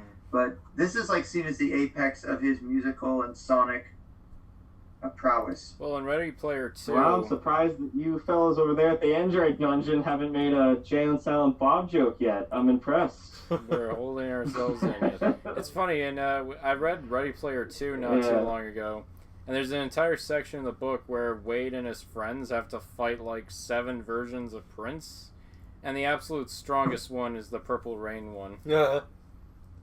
Why are they fighting When was Prince? that written? That feels like it was only written in the last few years. It was written last year, Josh. So this was written after 2020. Prince's death. Yeah, so that checks out, unfortunately. Yeah. But maybe when Evan's done Ready Player 2, we'll talk about it. The biggest hit off of the album is, of course, When Doves Cry. Ah, yeah. Yes. Do do do do. Very Do do do do. Or as it's the end of Millhouse. Ha! But Millhouse is my name. It's funny. I know that this is a random little thing, but I know that there's a Beverly Hills Cop 4 in the works that What? Murphy's going to come back and reprise his role as Axel Foley. Oh. If the marketing for this movie, if it ever comes out, if it totally wants to manipulate me and get me to see this movie, all you need to do is play When Doves Cry. For some reason, you when know I what listen to that it's gonna song, I just picture Axel Foley. I don't know why. That song never played in the original Beverly Hills Cop movies, but every time I hear that song, I just picture Axel Foley. I don't know why. Interesting. It kind of It's going to be screams a that very character. like cinematic, dark version of When Doves Cry as trailer bait. Yeah, it's got to be a piano. It's got to start with a piano, and then it's got to build up to like the heavy. Just make it heavier. Yeah, totally. No, I'd say you guys. I mean, literally right away, like if you play the album, "Let's Go Crazy" is just like that fun, kicking, like start to an album, and it bleeds really nicely into the next track, "Take Me With You." But I think my favorite parts of the album is I'd say my favorite parts are definitely those two tracks, like back to back. But Purple Rain is like an acquired taste. The last track I'm talking about, where it's just this powerful ballad anthem that he just goes off on. It's one of those like perfectly structured albums where it starts off with like a good KO punch, and then it ends off with something more melodic and personal. And it's just a classic. Can't say not much about it. As an aside, did anyone watch the 2017 Grammys where Bruno Mars and his band did a Prince tribute where they did Let's Go Crazy? No, I didn't actually. No. I actually remember it was pretty good. I mean, obviously Bruno Mars doesn't quite have the guitar chops that Prince did, but I'd say it was certainly admirable. I know that in the second Kingsman movie, it's not that great. It really falls short compared to the first one. The second one, they tried to recapture the magic of that amazing scene in the first movie where they were playing Freebird by Leonard Skinner in the church, and it just goes balls out crazy in this great shootout. They tried to do the exact same thing in the second movie with Let's Go Crazy on the soundtrack, and I'm like, no, you did it once. That was lightning in a bottle. That sounds gross. As an aside with like Freebird, I just remember there was that like movie for Unbreakable Kimmy Schmidt where there's like the alternate scene where they actually filmed the band in Titus doing all of Freebird for the entire 9.5 or 10 minutes that it goes for. Oh my god. It's very over the top, but Purple Rain as a film was trying to have Prince basically be this like badass rebel, but I argue that his music did that way better than any of his filmography ever did. Oh, way better. Yeah, he's more talented. He's, rest in peace, Prince. Your music will stand the test of time. Good. I hope it does. I still need to see Purple Rain, so I'm going to add that to my watch list on Letterboxd right now. Plug. Evan has a Letterboxd. Yeah, I know. I'm loving this app. Yeah, I'm glad. What's crazy is that there was like two different configurations of the record where like the first one from late 83 had the track Wednesday on there, and then by spring of 84 it was not in there. It's sort of like a precursor to how Kanye would like update albums, it seemed like by the week, like how The Life of Pablo had one track list when it came out, and then stuff was being changed and cut after the fact. It's kind of an interesting precursor to that. Very cool. Okay, so I guess it's back to you, Lyle. Alright. So, Cody, you picked an album from 1984, as did I. Yes. And the pick I have for this upcoming one was one I've talked about a few times, especially in our underrated movies sound episode, and that is Repo Man, music from the original motion picture. My God, Yeah. I'm the punk. I am the designated I'm punk getting guy. deja vu. I know. I am the designated punk guy of this group, and I can say, hands down, this is probably the greatest punk soundtrack ever assembled. It is a It is a nice little snapshot of what the early 1980s LA scene and the development of hardcore punk. This is exactly what this movie captures. Yeah. We have really young bands at the time like Black Flag and Suicidal Tendencies and like Circle Jerks, even Fear.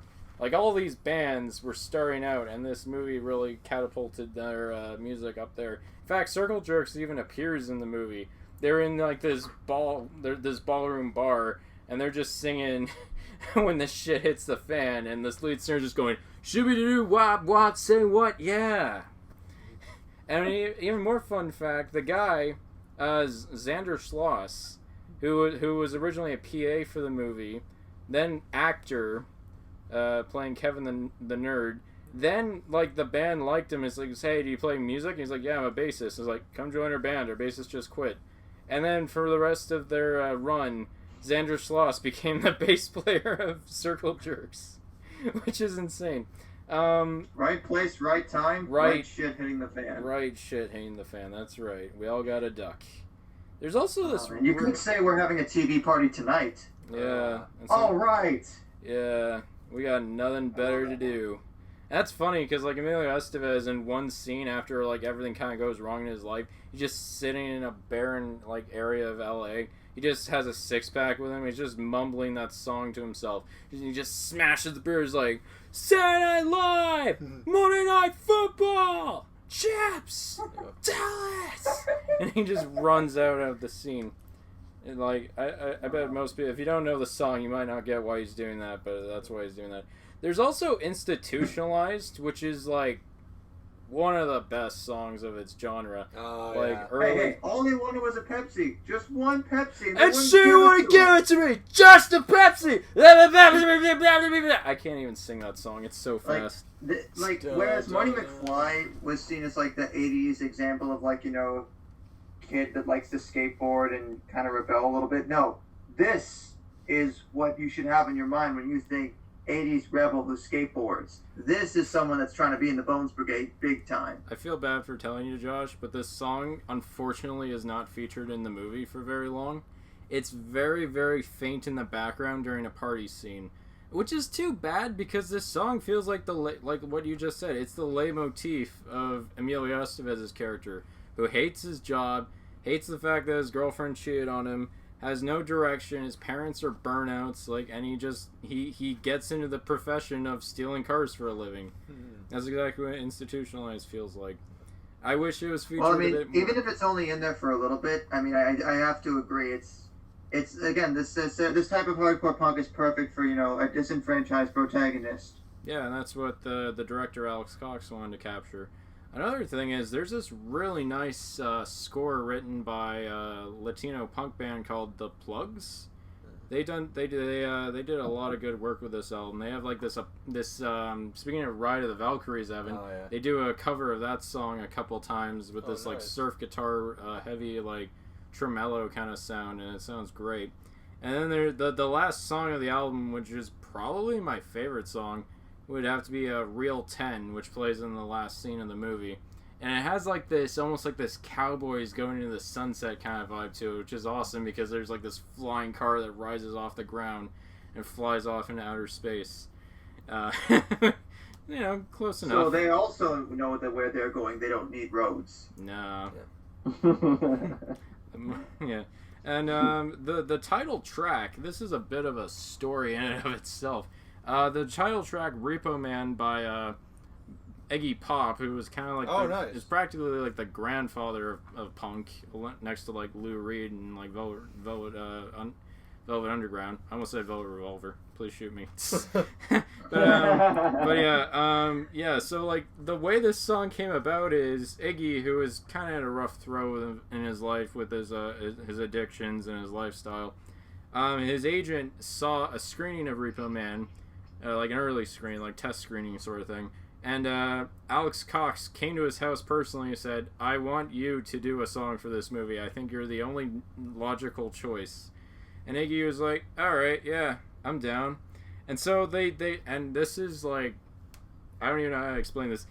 He got Steve Jones from Sex Pistols to record guitar, and he got let me pull up the names, Clem Burke and Nigel Harrison of Blondie to do bass and drum.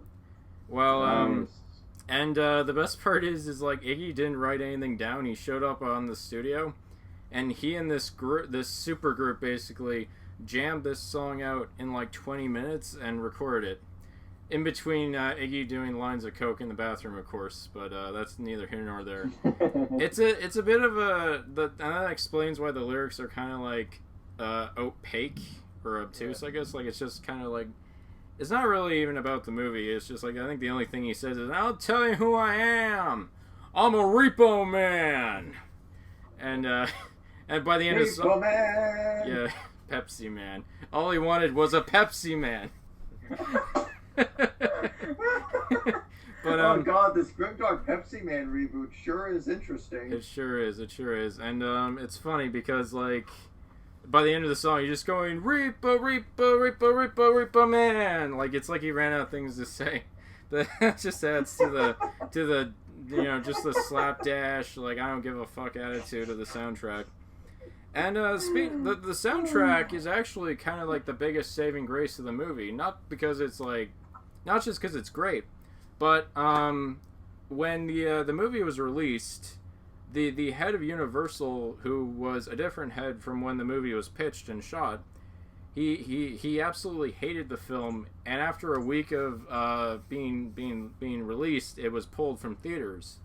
And Alex Cox was absolutely furious because this is his first movie and he's getting screwed by studios already just for being a little bit out there and different.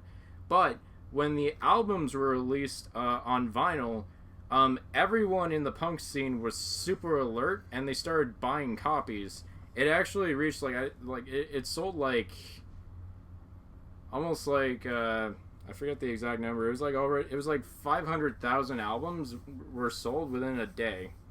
It was it got picked up so fast, And then Universal paid attention to this, and they're like, okay, people are intrigued, fine, we'll let it back out in theaters. And that's what saved it in the box office, was just the power of this album alone. And I think that's super cool. I don't know many other movies that have that kind of story. Wow. Where like the soundtrack actually saved it from being a commercial failure. I mean, I know of movies where the soundtrack is better than the movie. Yeah. I can't really think of a movie where the soundtrack saved it. Yeah. Cheers to the soundtrack of Repo Man for saving a cult film. Yeah. A cult film that became a classic in my eyes. You know, do what Emilio does. Do like the most radical thing you can do. Take a cheap beer and spill it all over the ground of your enemies. Massive middle finger. But you know, I think I've said my piece on Repo Man, and I think it's time to settle down and move on. Well, unfortunately, you picked the wrong person to have go after you, because hardcore punk begets some kick-ass rock guitars. On my next pick, the soundtrack to one of my favorite fighting games of all time, from 2001, Bloody Roar 3. Oh, that sounds so Gentile. Tell us more. Bloody Roar. I'm sure Nintendo would just pick that right up and just give it to all the kiddies. And... No. Bloody Roar as a whole, essentially, if you thought Smash was violent, this is, well, it's not Mortal Kombat, but it's certainly much more by comparison. The gist of the series is people fight against each other and they turn into animals, or they're known as zoanthropes, which they can, they're human, but they have animal tendencies and they actually can transform into an animal form. And as the series goes on, that term kind of gets stretched a little bit. But the third game, fans usually consider the second or third as the apex of it, but they've always had a really rocking score for the first couple of games, mainly thanks to the composition work of Takayuki Negishi, as the thunder is swirling around me, so it's going to get really dark and awesome. Now, the third game soundtrack technically actually has the second game soundtrack sort of bundled at the back of it because it never got a proper commercial release, but right from the opening drum fill of Into the Battlefield, which I listened to a ton as a 9-year-old, and it's just super heavy. And of course, getting guitarist Jun Kajiwara for both the second and third games, he adds a lot for how he's able to do his riff work, his soloing. It's all fantastic, and that also continues into some of the level themes, although they also do sort of go with the times, and they blend in a little bit more of a little bit of ambient and electronic aspects. For example, in the Dino Museum stage, that theme has a little bit more of a synth line in there, and also with Freezing Space, like do do do do do do do do do do do do do do. But the guitar riff on Sea Fortress, it sounds like it's going to be a little bit more of a bit of a darker, thrashier time, but it is still a little bit more of an instrumental rock affair. But I just love the fact that this is an example of it's all about the guitar. There's no lyrics that you're really going to remember because there are none. And I legitimately cannot think of a bad thing to say about this soundtrack. And if any of you ever feel the need to track that game down, do it, because it is my personal favorite in the series. And while there were a few more entries after it, I don't think it topped anything close to this, because this was like, when I was like 9 or 10, this was like one of the most brutal fighting games I could think of to play. At least that was rated T, because I didn't really play any M-rated games yet, but it's really it's awesome. And granted, the voice cast for it doesn't really factor into it, but I really wanted to play Into the Battlefield a lot on drums, and I think let me see here. Yeah, well, you should actually definitely listen to Slum Street, and also I believe it's either No Remorse or Wild Consultation. Yeah, Wild Consultation, I think, is the song that plays when you start the arcade mode. That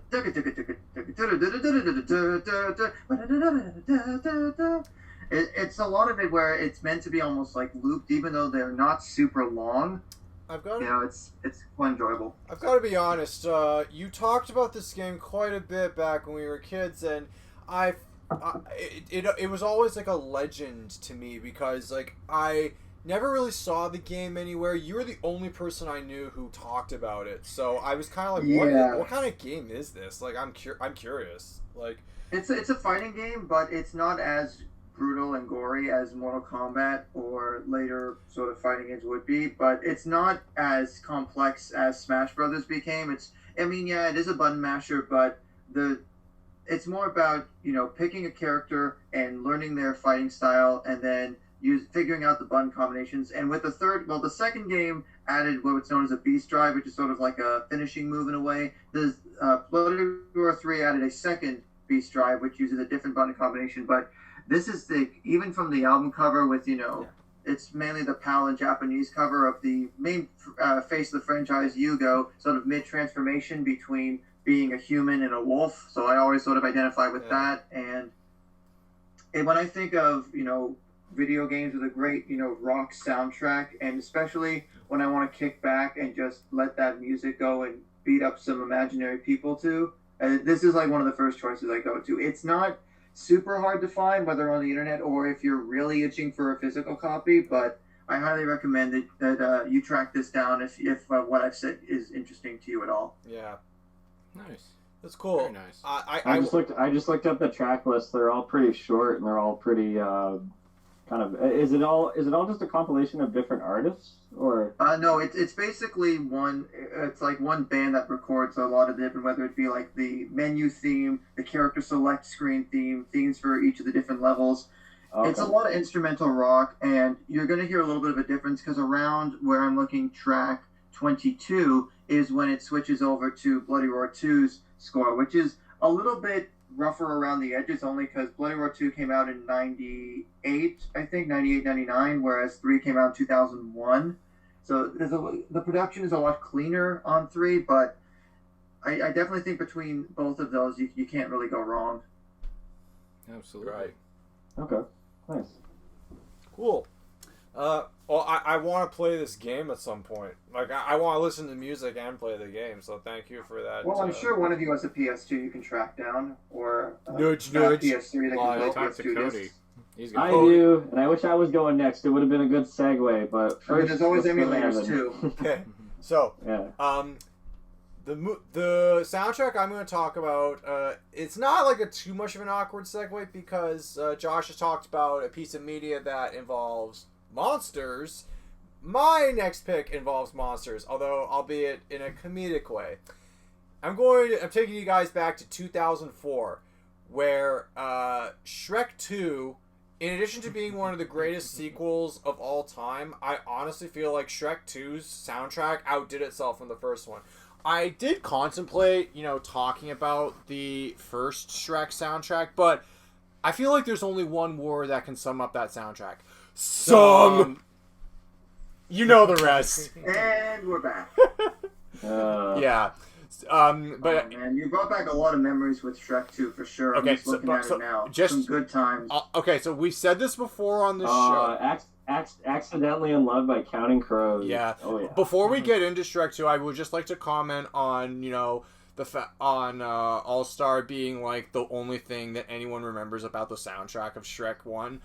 There was a good Eels song on that soundtrack. Yeah, there was in fact, Eels, I believe, did songs for all 4 of the Shrek movies. Yeah, for Shrek 2. I'm looking not the first one. No, it wasn't My Beloved Monster. That was in the first one. The first one was My Beloved Monster. The second one was I Need Some Sleep. I Need Some Sleep, aka the argument song.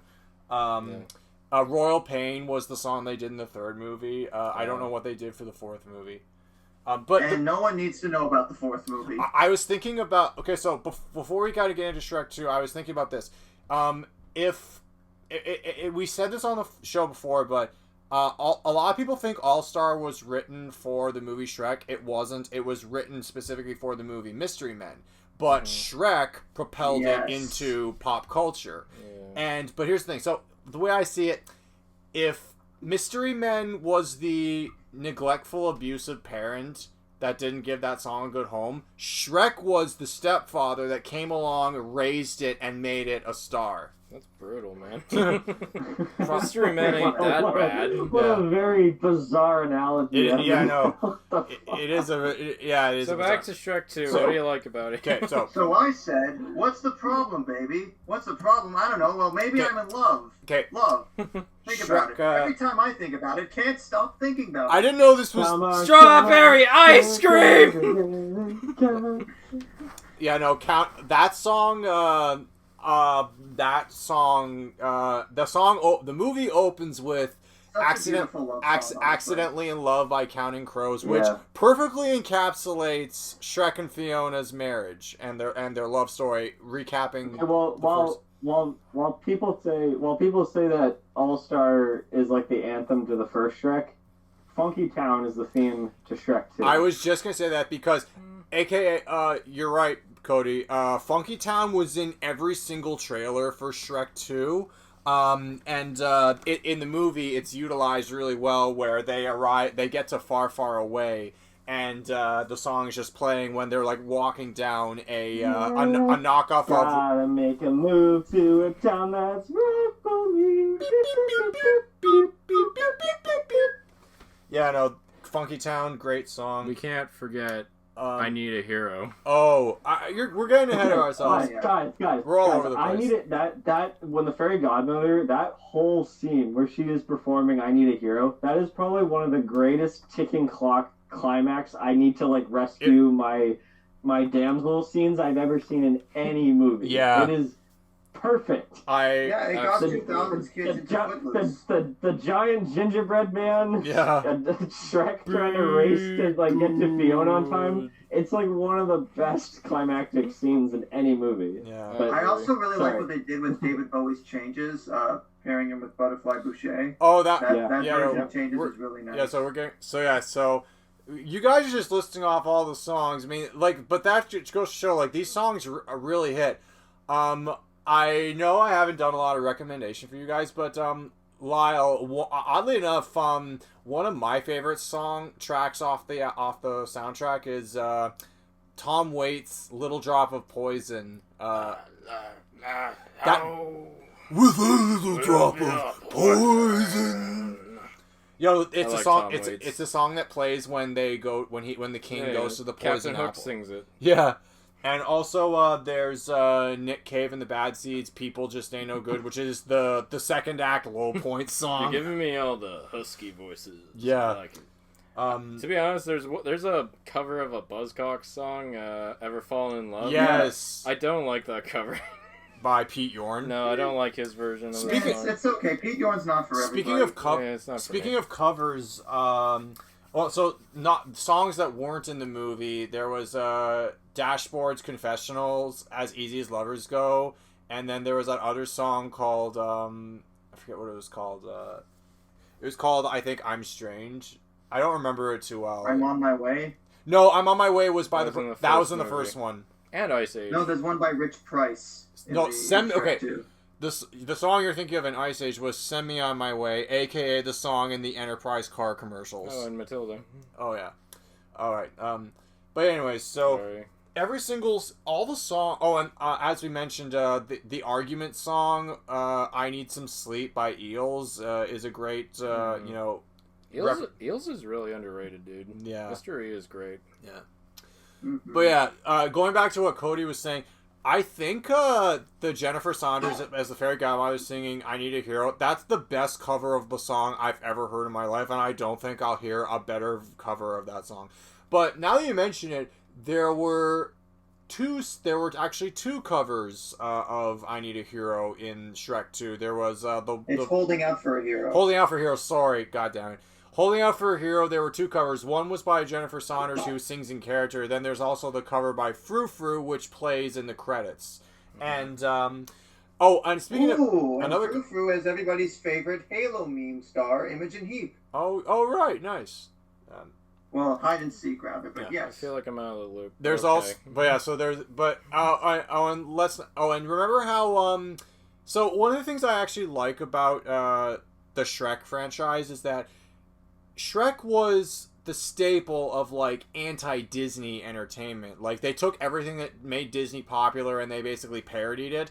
But the thing about that is, whereas the Disney Renaissance era films, they incorporated, you know, songs that the characters would sing, and it was almost like a musical. Shrek didn't go the musical route, almost, because at the end of the first Shrek, you have Smash Mouth's cover of I'm a Believer, where Eddie Murphy as Donkey sings a bit of the lyrics. But in the end, to play out Shrek 2, Antonio Banderas and Eddie Murphy in character sing this amazing cover of Livin' La Vida Loca.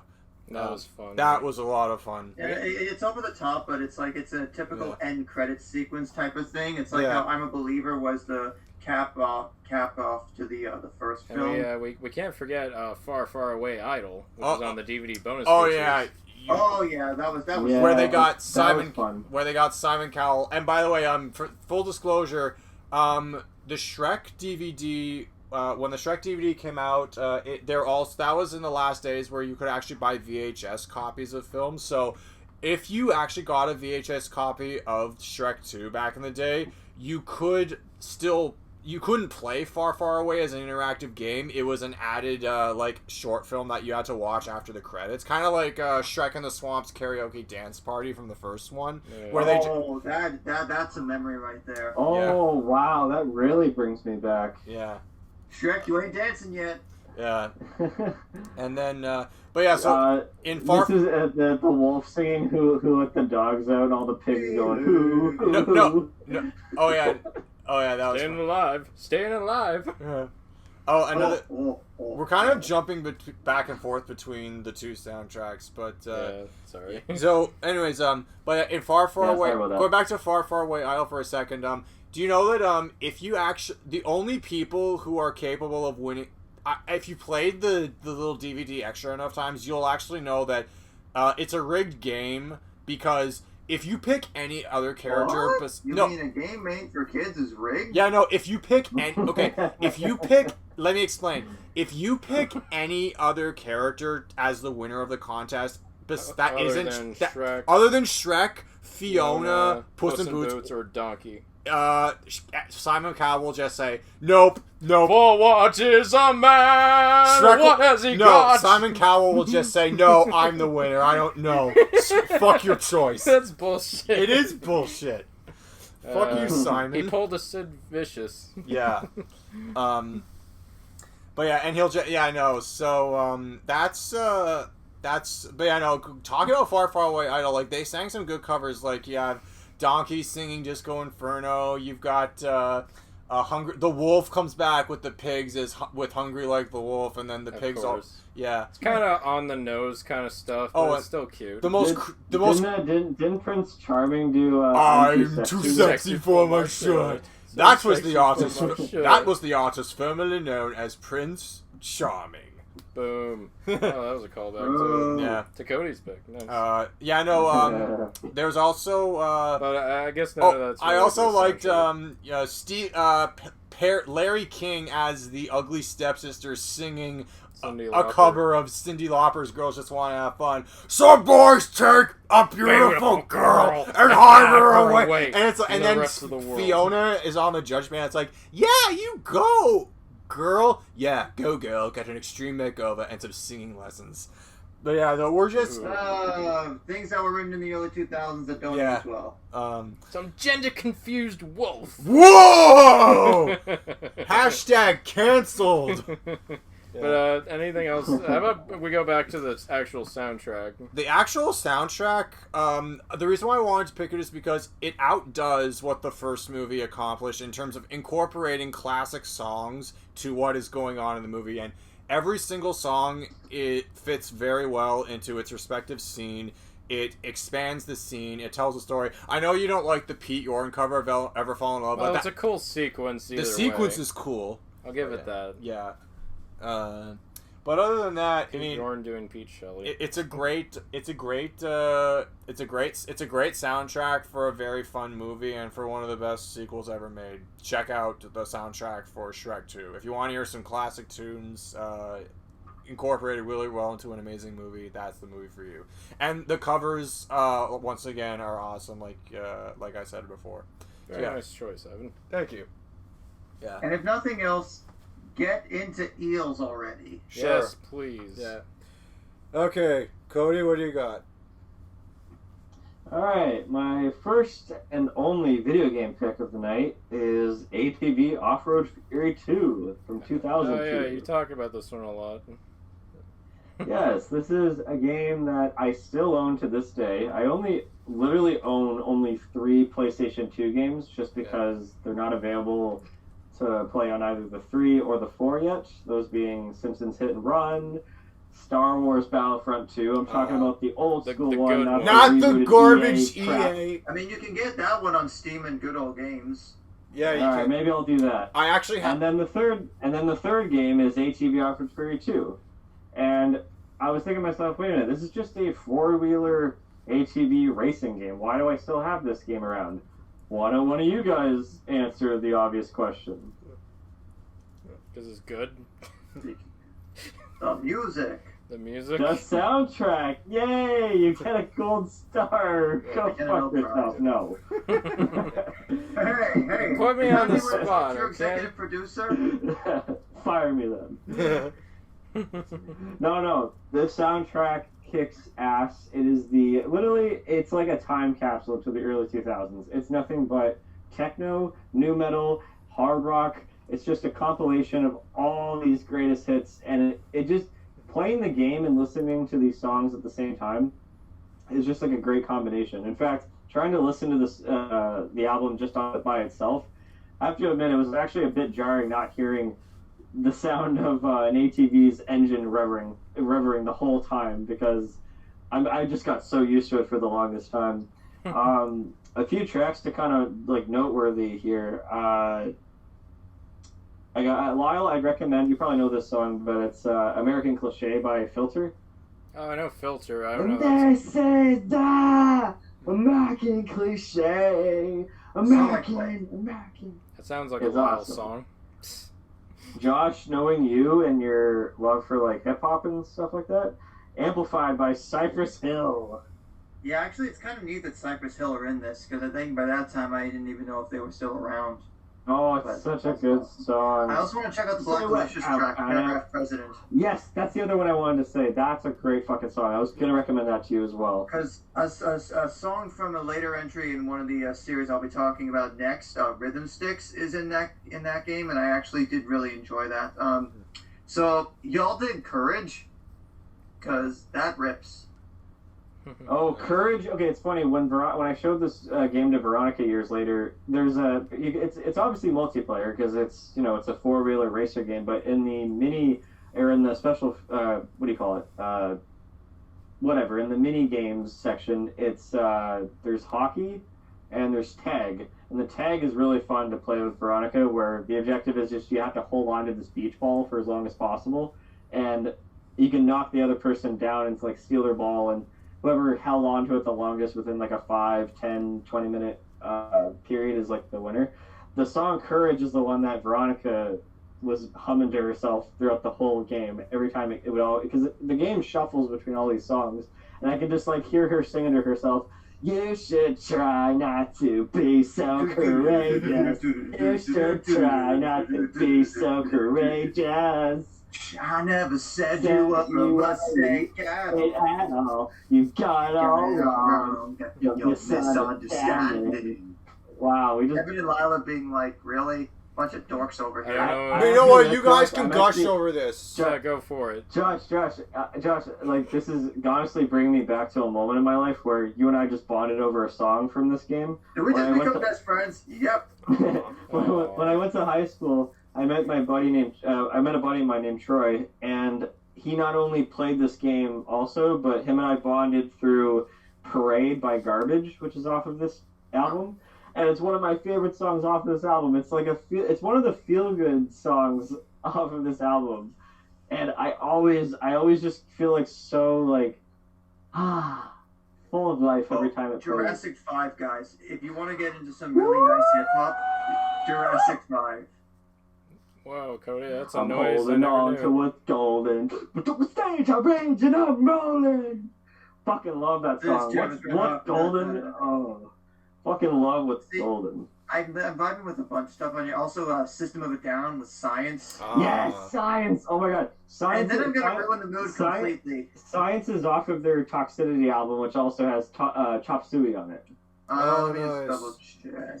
I'm gonna ruin the mood a little bit though, because unfortunately there was a song by that band Lost Prophets on here. Science has failed the world. Science has failed the Mother Earth. Love that song. Yeah, the fucking tracks in this game just gets me so fucking amped. Oh, and Evan, if your friend Sean isn't gonna get you into Korn, I will. Okay. So I want you to listen to the song "Here to Stay" because it kicks fucking ass. I'll check it out. It's a heavy fucking song. Oof. I'm just imagining hockey being played on ATVs. I'm like, well, there's one way for the NHL to revamp the Winter Classic. And another song that you all need to listen to, "Thick Skin" by Systematic. Okay. The bed they made for you! The bed they made for you! Oh, God, I'm having so much energy right now. It's actually getting hot in here. This fucking soundtrack gets me amped. I said, good gracious, ATV is bodacious. Damn. There's also another one, "What's Going On, Macan?" What's going on, Macan? I gotta get my hands on a copy of this game. Again, shouldn't have been a Nintendo kid growing up. Oh, I'll just come over. I will just come over and play it. Okay, actually, and one last closing thing to say. True story. This game, I played it so much, and I played it not on loop, but it's, I guess it's like a freestyle race where there's no laps. I played this game for 4 straight hours, and thanks to that analog stick, I got like a huge blister after those 4 hours. I've been there. God damn, son. Like, it was huge. I will never forget that. I just let go of my thumb, and I'm like, holy fuck. Just like a giant bubble. Ew. And I think the reason why I was playing it so much was because I wanted to keep hearing the fucking soundtrack, because it's like a kick-ass fucking... It's just kick-ass. You can't say enough good things about it. Well, that's awesome. Whew. So, a game with a kick-ass soundtrack. Well, as it just so happened, before we record this podcast, a few months ago, I went on a massive GTA binge. I'm talking, I beat GTA 3. I piled through GTA Vice City. Tried getting into San Andreas, wasn't big on it. I know that's a controversial statement, but I just got kind of tired of driving so much between worlds, or between cities. Controllers were chucked at the wall of our apartment. It's a frustrating game. Saying to I play. got tired of driving in Grand Theft Auto is like saying I got tired of jumping in Super Mario. Oh, Christ, when you're driving through a highway for 10 minutes straight, it gets kind of redundant after a while. Yeah, so I've broken many controllers trying to beat GTA 3 and Vice City. They've kind of aged a little bad, I will say. But one thing that has not aged really bad is the soundtrack. Yeah.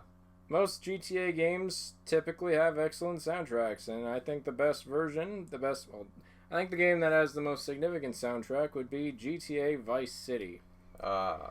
Oh yeah. There's a lot of stuff to cover, so I'm just gonna breeze through the stations. You had you're not gonna go through every single radio station. No. I'll talk about the ones I like the most. I'll just my personal opinion. Okay. So there was I'll just quick summary. There was Wild Style, which was the hip hop electro station. There was also Flash FM, which was the pop station. The Fever 105, which was disco and soul. V Rock, which had hard rock and heavy metal. Radio Espantoso, I believe. And that was Latin jazz. I was actually listening to some of that while Tito Puente. Yeah, Tito Puente's on there. And I was listening to some of that while I was making breakfast this morning. Veronica came and she was like, "Ooh, you're listening to my music." So she appreciated that. And there was a Motion. Well, that got you some points. It did give me some points, yes. And then there was a Motion 98.3, which was soft pop and power ballads. And my personal favorite station of the bunch was Wave 103. Just nothing but new wave, synth pop, post-punk, glorious. Of all the stations, I didn't listen too much to Wild Style. I'm not really into hip-hop that much, but Josh, you might get into that one. Although I'd say the definitive hip-hop GTA soundtrack is San Andreas, like, undoubtedly. Oh, yeah. Yeah, that game For sure. just... Oh, shit, here we go again. Here we go again.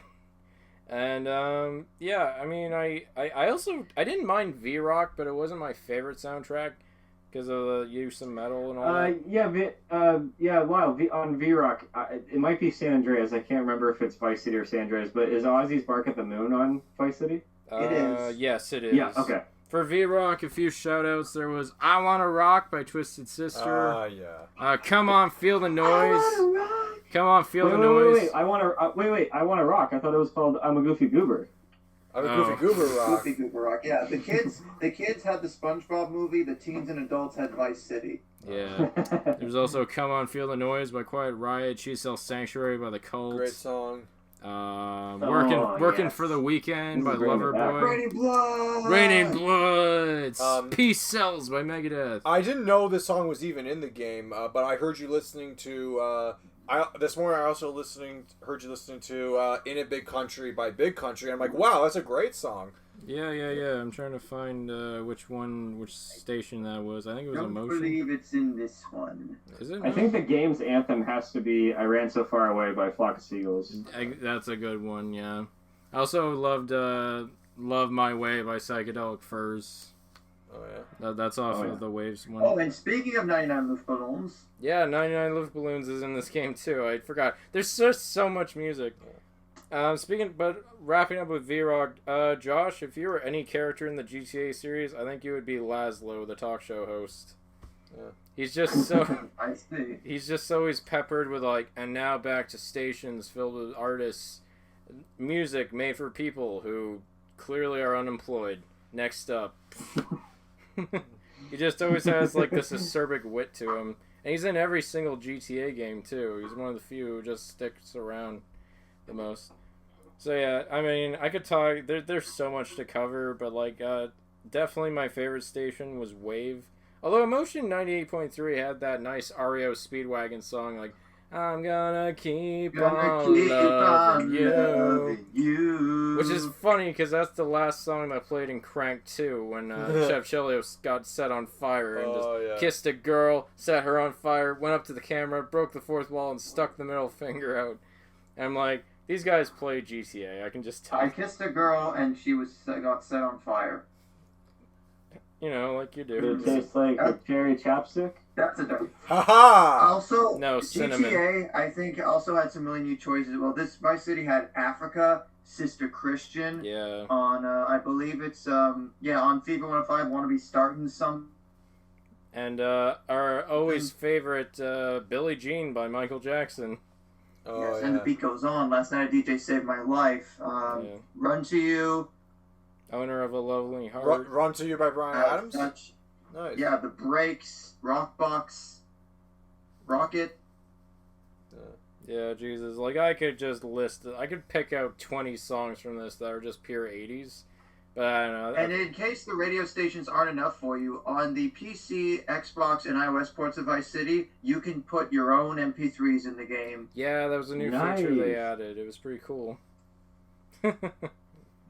Yeah. But, overall, like, it fits the tone of the game perfectly. Sometimes I would just have more fun just driving around listening to stations rather than doing missions. That's kind of my GTA experience, just cruising. Cody, I think you said you thought In a Big Country was in the game. That was Evan. Yeah. All right, then. Okay, so it is technically in the game. In the original PS2 version, it's in the first cutscene of the driver mission, but it was replaced by the message by Grandmaster Flash and the Furious 5 and all subsequent versions. I hated that mission. The driver was one of the worst missions in the game, but in the only way... so Drive is a great movie, but the driver is a terrible mission. No, because you gotta race this chubby mama's boy who he always cheats. He's like, his car is just automatically way faster than yours. The only reason you're upset a villain cheats in a video game? The only way I beat that mission was because some some other car smashed into his car, and it gave me like a 10-second lead, so I won. But then the moron, when he goes, it's this big bank heist, it's an optional side quest, he's like, okay, can you drive us to the bank? I'm like, motherfucker, you're the driver. And then when you get the money and like the cops start coming in, he's like, don't worry guys, I'll get your back. I'm like, why are you getting out of the car? You're the driver. He takes his gun out, gets shot in 2 seconds. I'm like, so you're telling me I had to race this guy 50 times in a row to beat him, and he doesn't do any driving? Ah! 50 times. I had to race this guy 50 times in a row? In a row. Oh, God, some of the missions in GTA Vice City And if pissed me that off. wasn't ridiculous enough, so in the European edition of Vice City, the Flash FM soundtrack CD has 3 extra songs that are not in-game. Smuggler's Blues by Glenn Frey, I Want to Be a Cowboy by Boys Don't Cry, and of course, the classic from Toto, Hold the Line. Ah. Yeah, and if you get Grand Theft Auto Vice City Stories, there's like more added to the additional like soundtracks. Like the songs from the previous game aren't there, but it's still the same stations.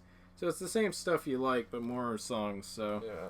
But yeah, overall, I'd say GTA Vice City has the strongest soundtrack out of the entire series, and that's usually the popular opinion as well.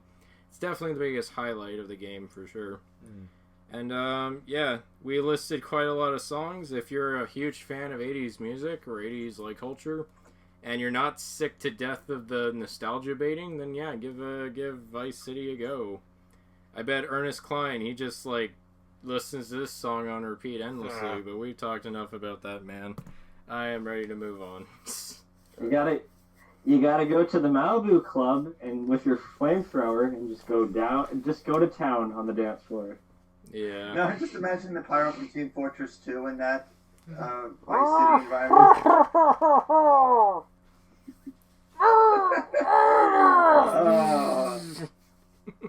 Oh wow. Okay, so I want to do some like visualization exercises for my next pick. So instead of it being the hot, Miami nightlife of the 80s, picture it being a freezing cold winter day, and you've got your snowboard on, you got all your gear, you're at the top of a mountain, probably somewhere in Whistler, and you're about to go down the slopes. And what kind of stuff do you want to hear when you're rolling down the slopes, pulling off some sick trick action, or trying to outrun everybody to get to the finish? The soundtrack for my favorite entry in the SSX series, SSX3, released in October 2003. Nice. I've heard good things about those games.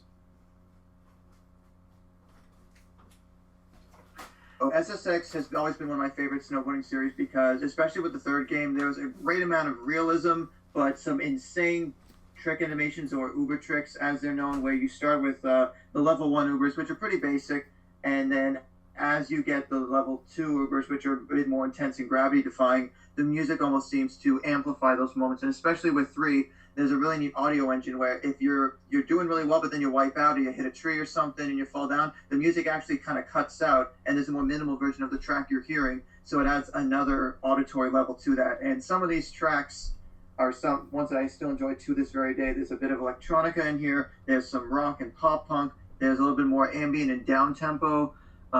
First and foremost, I really enjoy a track like Emerge by Fisher Spooner, the remix done by Junkie XL for this game. It's really intense and pulsing, but it also really fits a dark, snowy winter day, or like at least a snowy winter day, really well. And I also think that I'm pretty sure we all know of that pop punk band with the violin that sometimes was pretty big in the early 2000s, Yellow Card. I haven't listened to Way them. Away is fantastic. I need to listen to them. Yeah, wait. Ooh, there's Chili Peppers, Higher Ground.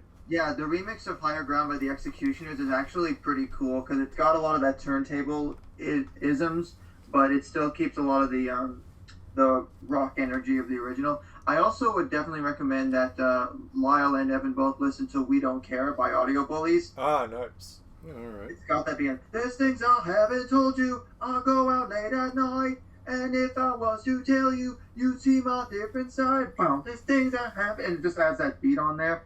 I also really like the Jason Nevins remix of Rockstar by NERD. I mean, it was, I think, in probably a few other games and pieces of media, but It's just propulsive and driving. And I love the sort of like rock guitars in there as Pharrell singing that. It's almost over now, almost over now. And yes. lest we forget, Jerk It Out by Caesars. Yes, I love that song. Between the iPod commercials and this was just, it was like, I think a demo version of the song from their, I think it was something like 30 Minutes of Bliss in an Ordinary World or something was the album. I'm just going to double check here. But that was one of my first exposures to that song. Hypersonic by Jane's Addiction. That's a jam. Yes. That's 39 Minutes of Bliss in an Otherwise Meaningless World. That's apparently their compilation album that's from, but I'm just looking down the list here. I also really enjoy, this one was kind of hard to find a proper version for because the version in the game I can't find anywhere, but Screw Up by Overseer. Just that repeated hookup. I got mad skills, I will get wild. I got mad skills, I will get wild. I got mad skills, I will get wild. I will get wild, I will get wild. Wow. Nice. And the more ambient stuff also really works for when you're doing the backcountry events, which is basically where you go to the top of a peak and you ride it all the way down to the bottom. Stuff like Ride by Deep Sky or Go by Andy Hunter, those are really good. I'm curious, Josh, how is the Uncle remix of Queens of the Stone Age No One Knows? It's okay. I don't think it actually has much of a rock feel as the original track does. It's a little bit more. It fits the vibe of snowboarding down a track that much more. Okay. Especially with this soundtrack for the super pipe events where it's just like you're going back and forth in a half pipe doing tricks. I'm gonna be honest, I actually love, and it's funny we were bashing on Black Eyed Peas earlier. Hot take, Labor Day It's a Holiday is actually one of their better songs just for how underrated it is as a little bit of a party jam. I mean, yeah, Let's Get It Started was beloved more, but I love doing super pipe events to Labor Day. Alright. And there's even for Lyle, I don't know if you care much for MXPX at all. Oh, they're good. Well, Play It Loud is pretty good to put on when I'm going down a racetrack. What's also neat is one of the in-house composer John Morgan. He did a good bunch of work on the first two SSX games, doing some original tracks. But some of his contributions, Buffet of Breaks and Avalanche Part 2, and some of the other themes for peaks and stuff are really fun. And also, of course, I can't forget probably one of the best uses of a Canadian band in at least this series, Finger Eleven's Good Times. Ah, yes. Oh, yeah. Finger 11. I haven't heard them since whenever the last time I was in Windsor and the radio happened to be on. Radio Stories with Cody. Remember Clockwork by Autopilot Off. That's a great sort of pop punk rock jam. I love that one. Yeah. That's nice. Remember the summer of 2007 where Paralyzer and that other song by Finger Eleven were like the two biggest songs on Paralyzer and I'll keep your memory vague. Yeah. One thing. Oh, you sure did. All right. Yeah. And One Thing. If I trade it, I think One Thing was from the self-titled. I'm gonna use a little bit of my Spanish here. Vamos que ver lo más y más. Vamos que ver lo más y más. Yeah, that kinky track Moss is fantastic. Nice. I love that little bass on it. Yeah, tendrás disculparme si mi español no es perfecto. That's my apology. I think, Cody, you should definitely check out Snow Patrol by Alpine Stars. It's listed as part 1, but it's got that like It's got that sort of icy vibe that's perfect for. I mean, I was never good at snowboarding or skiing. I tried going on a skiing trip to this place, Snow Valley, in 4th or 5th grade. Didn't I go so remember well, that. Never again. I wasn't good either, buddy. No, I wasn't good either. I think Evan, you might also like "Don't Let the Man Get You Down" by Fatboy Slim. That sample of "And the sign says long-haired freaky people need not apply." Didn't we talk about? Hey, Josh, didn't we talk about Fatboy on the Adam Sandler show? Fatboy Slim. I don't know. Unless Praise You was in one of the movies, I don't believe. Actually, maybe you're right. No, Gangster Tripping was in Go. So yeah, no. The underrated movies soundtrack. Yeah. Underrated movies. You gotta get off the dick energy. Hey, we brought up Go, not Dick. That was you. That's on you this time. I'm sure I'm missing a few tracks on here, but the neat thing about SSX3 is not only is it the most visually stunning of the series, well, until SSX 2012, but this holds up much better. You can still play this game if you're interested because the Xbox version is available digitally on both the 360 and the 1/Series S or X iterations of Xbox. So not only will it look fantastic, it plays pretty well too. Nice. That's great. And as someone that owns a lot of that series, I should know. Okay, I have a feeling that all of us need to have a game night together and just let us all get these games together. Crank up the speakers. I need to have Lyle streaming himself trying to beat Vice City again so I can watch this time. Oh, fuck. Is it only an Xbox exclusive? No, it was on PlayStation 2, GameCube, and the Xbox. And oddly enough, there was like a port on the N-Gage, if you remember that. I say we go to the most central location in Toronto, where we all live, and just whoever lives in the most central part of Toronto, we go there. That'd be Cody. Yeah, sorry for kind of volunteering your place there, but if he's cool with it, let's go to his... Don't say where I live. I don't want people coming after me. I have a crazed fanboy of Pop Talk that's trying to get to me. What the fuck? Hey, we've got Lyle and I had an obsessive stalker a couple months ago, so... Hey, guys, have we got any Basement Jacks fans in the house? Yes. Jacks, Where's your head at? Yeah, they're the Jack's Club remix of Do Your Thing in this game. I love that one. Oh, that's a good song too. I like that. Yeah. Oh, cool. And also The Bitter End by Placebo. Oh, I like Placebo. That's also another sort of gloomy alt-rock song, which... I like the soundtrack. I may never necessarily enjoy snowboarding. I mean, I've always liked the idea of it. I've seen Olympic snowboarding all the time. I mean, this is like the age of when, I grew up with Cool Boarders, and there was like 1080 that came around. Snowboard Kids, if anyone else remembers that series. Yep. Yeah. And with people like Shaun White Shaun White was like one of the most, he was like one of the bigger snowboarders at the time, but the SSX series sort of encapsulates that feeling of over-the-top, intense racing, tricks that you would never be able to pull off in real life, and just it's at some points it feels more natural to snowboard in that game than it does in real life, and I'm really glad that this game is almost 20 years old, and not only is it still playable on modern systems, at least in the Xbox's case, although if you emulate it you totally can, and with some texture packs make it look really neat or get beta alpha textures, it's a whole thing. But this is my favorite of that series soundtrack, and even though it's the summer, the next time it starts to get cold and snowy, fire up this game and listen to some of the tracks on it and see for yourself. Okay. I'm getting such a hear for yourself. I'm getting such a Tony Hawk Pro Skater vibe from this game, like just in the extreme sports and the soundtrack. I gotta be honest. I have played the SX games at two friends' houses, and I believe Josh is one of them. The one I played at my other friend Nick's house back in the day was SSX Tricky, and then what was the game that you had, Josh? I had basically, I do have all of them, but as an aside, SSX Tricky is more for if you like the sort of more down-tempo and even sometimes trance or house-influenced soundtrack, then that one's for you. This is really neat sort of vintage movie samples in there as well on some of the tracks. Yeah. But 3 is like of the licensed soundtracks, 3 is that sweet spot of it hits just about every note for me. Yeah. Even though On Tour it fits my like 8th grade getting into rock and heavier stuff as well, but 3 is fantastic. Yep. Okay. Alrighty. Sounds good. Okay. I'm gonna take us back to another nostalgic soundtrack. The movie in question was released in 2001. A movie that was based off of a short-lived but very heartfelt kids show. Recess, School's Out. Yeah. The soundtrack to this movie did not need to be as good as it was.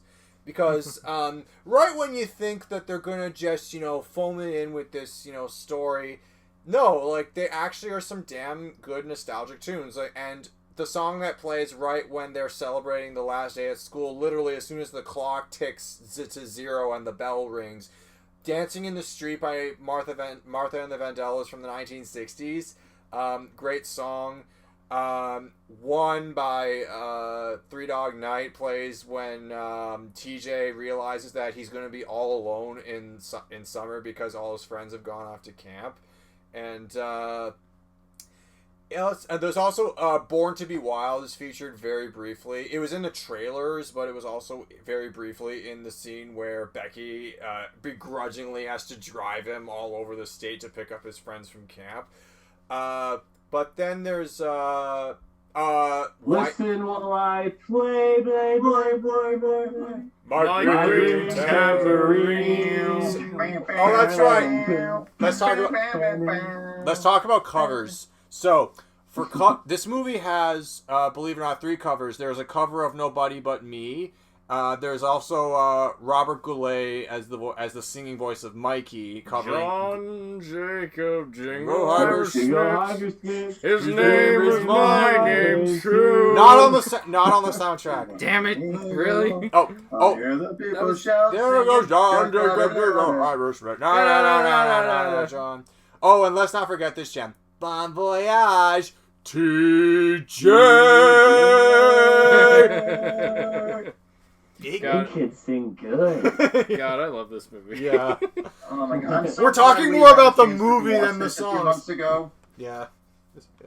Oh man, I loved when they played Wipeout when they were trying to The escape chase out of the scene. school. that's a good chase Oh yeah, scene song. that's actually a really good escape. Of course, the use of incense and peppermints. Oh my God! You know what? I mean, the Wipeout kind of reminded me of like the scene from The Sandlot when Benny was getting chased by the dog. Yeah, But same song. always works in a chase scene. Yeah. Always does. Yeah. No.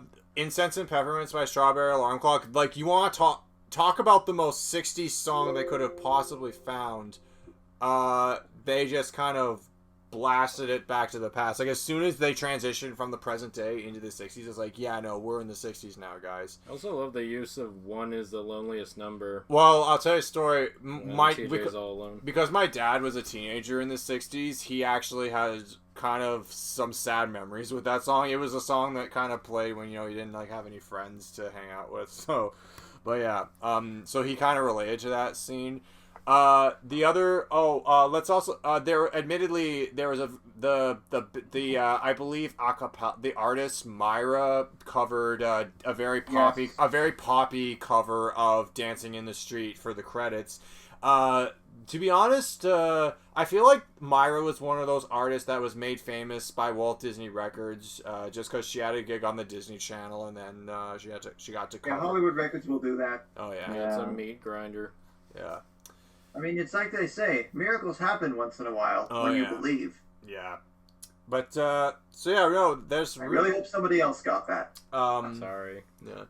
But what else did I miss? No, the Princess Diaries. I feel like neither here nor there. I feel like we covered all the songs off of this. Oh, they also got they got Hendrix. Yes, Purple Haze. Purple Haze when Philly and Benedict arrives at school with his American flag helmet. Oh, and I completely forgot also, this song closes out the 40-Year-Old Virgin and Recess School's out. Yeah. Let the sun shine. And one of the messages, don't lie. That awkward 3D/2D shot of the school where Prickly is like wearing his peace medallion as the camera pulls out and awkwardly transitions into. I thought that was a smooth enough shot for the time. Well, for the time. Oh, you thought it was okay? I thought it was okay. Sure. I actually really do appreciate the sort of the shift in animation for a green tambourine in the credits. Oh yeah, I know that was good. So Cody, what were you saying about Pink Floyd? Oh, I just quoted "Hey, teacher, leave those kids alone." Yes. That was awesome. That was. Even as a kid, I got that reference, and I was like, holy shit, they went there. Yeah. I always wanted teachers to say that, or students to say that. Yeah. Yeah. No, that's a great movie. I think Recess School's Out is, like a lot of people like the Phineas and Ferb movie, which apparently is pretty great. I never really got into Phineas and Ferb, but no, Recess School's Out is really great. Even if you're not super into the show, it does a really great job. Yeah. It's the bookend the series really should have ended on, even though there were a few direct-to-video releases afterwards. This is a nice way to wrap everything up. Anyways. Tender. That's the best word we can end on. Moving on. It's a tender soundtrack. Yes, it is. Moving on. Cody, what do you got for us next? Okay. Well, Cody in the 90s is in the house. And of course, I need to talk about a pinnacle moment in the 1990s in music, and that is the whole scene of the grunge. Oh, get that off screen. And there's a film from 1992 written and directed by Cameron Crowe called Singles. Ew, And the soundtrack of this album is sort of like the anthem of, or almost a celebration of grunge music. I've only seen Singles once. Have you guys seen this? I want to. I really want I've to. seen bits and pieces of it, not in full, and I agree. I need to see it again.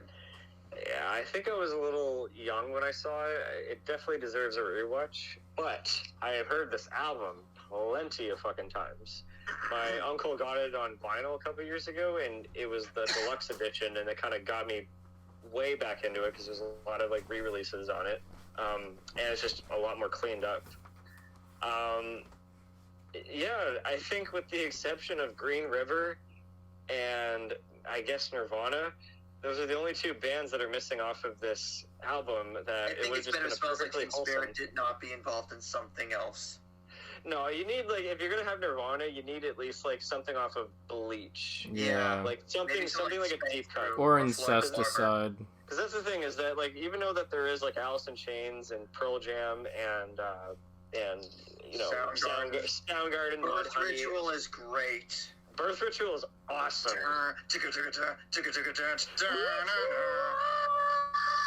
It opens with Wood, and that's one of Alice in Chains' best songs. And just that, Agreed. it's Yeah. haunting, but that like at the end, if I would Could you?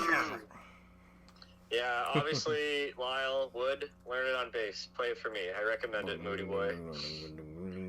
And the funny thing is that Singles came out the summer of '92, and then in the fall of 1992 is when the album Dirt got released, and that had Wood as the opening track as well. So Sweet. it's interesting that the Singles kind of snatched that song before it came out on the record. My favorite track off of this whole album has to be Seasons by Chris Cornell. Yes.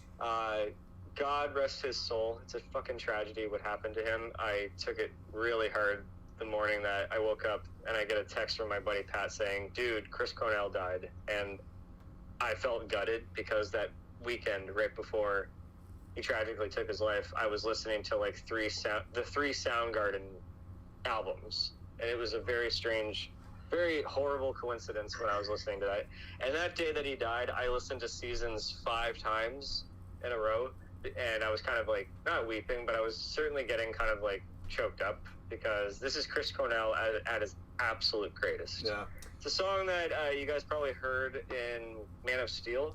Cody, you're gonna hate me, but that was my first I have not seen Singles. That was my first exposure to the song Seasons, where, you know, Clark is just meandering from town to town, you know, trying to find a new identity. Yeah. Well, I'm not gonna hate you. It's a lot of people's introduction to the song. It's not really well known. It's a great song in a movie that didn't I'm fare so well. surprised the song is even playing in this. That's a good choice, actually. Yeah. That is it. And I mentioned this other song. I mentioned it before on this podcast.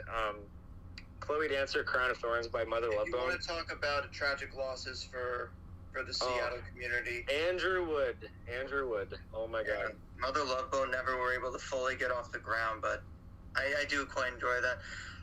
My exposure to some of the tracks on Singles were, again, much like most other things, through rhythm games. Birth Ritual was DLC, as it was on the Soundgarden compilation Telephantasm in 2010. So it was DLC for Warriors of Rock. State of Love and Trust by Pearl Jam, a live version was DLC for Rock Band as part of a bonus pack of 3 songs when I think they had put out 10 as a full album. Yeah, Birth Ritual, it's funny. It sounds like a song that is literally just an outtake off of their album Bad Motorfinger. Yeah. Totally a song that I can totally picture it being. And actually, another song that feels like it should have been in another album. Lyle, you might get a kick out of this one. Drown by the Smashing Pumpkins. Nice. It is totally a song. I just take Siamese Dream, the album, and just plop that song somewhere in there, and it will just fit so nicely in it. Yes, absolutely. I love And early speaking Smashing of things that have Pumpkins. Jimi Hendrix in them, oh look, May This Be Love.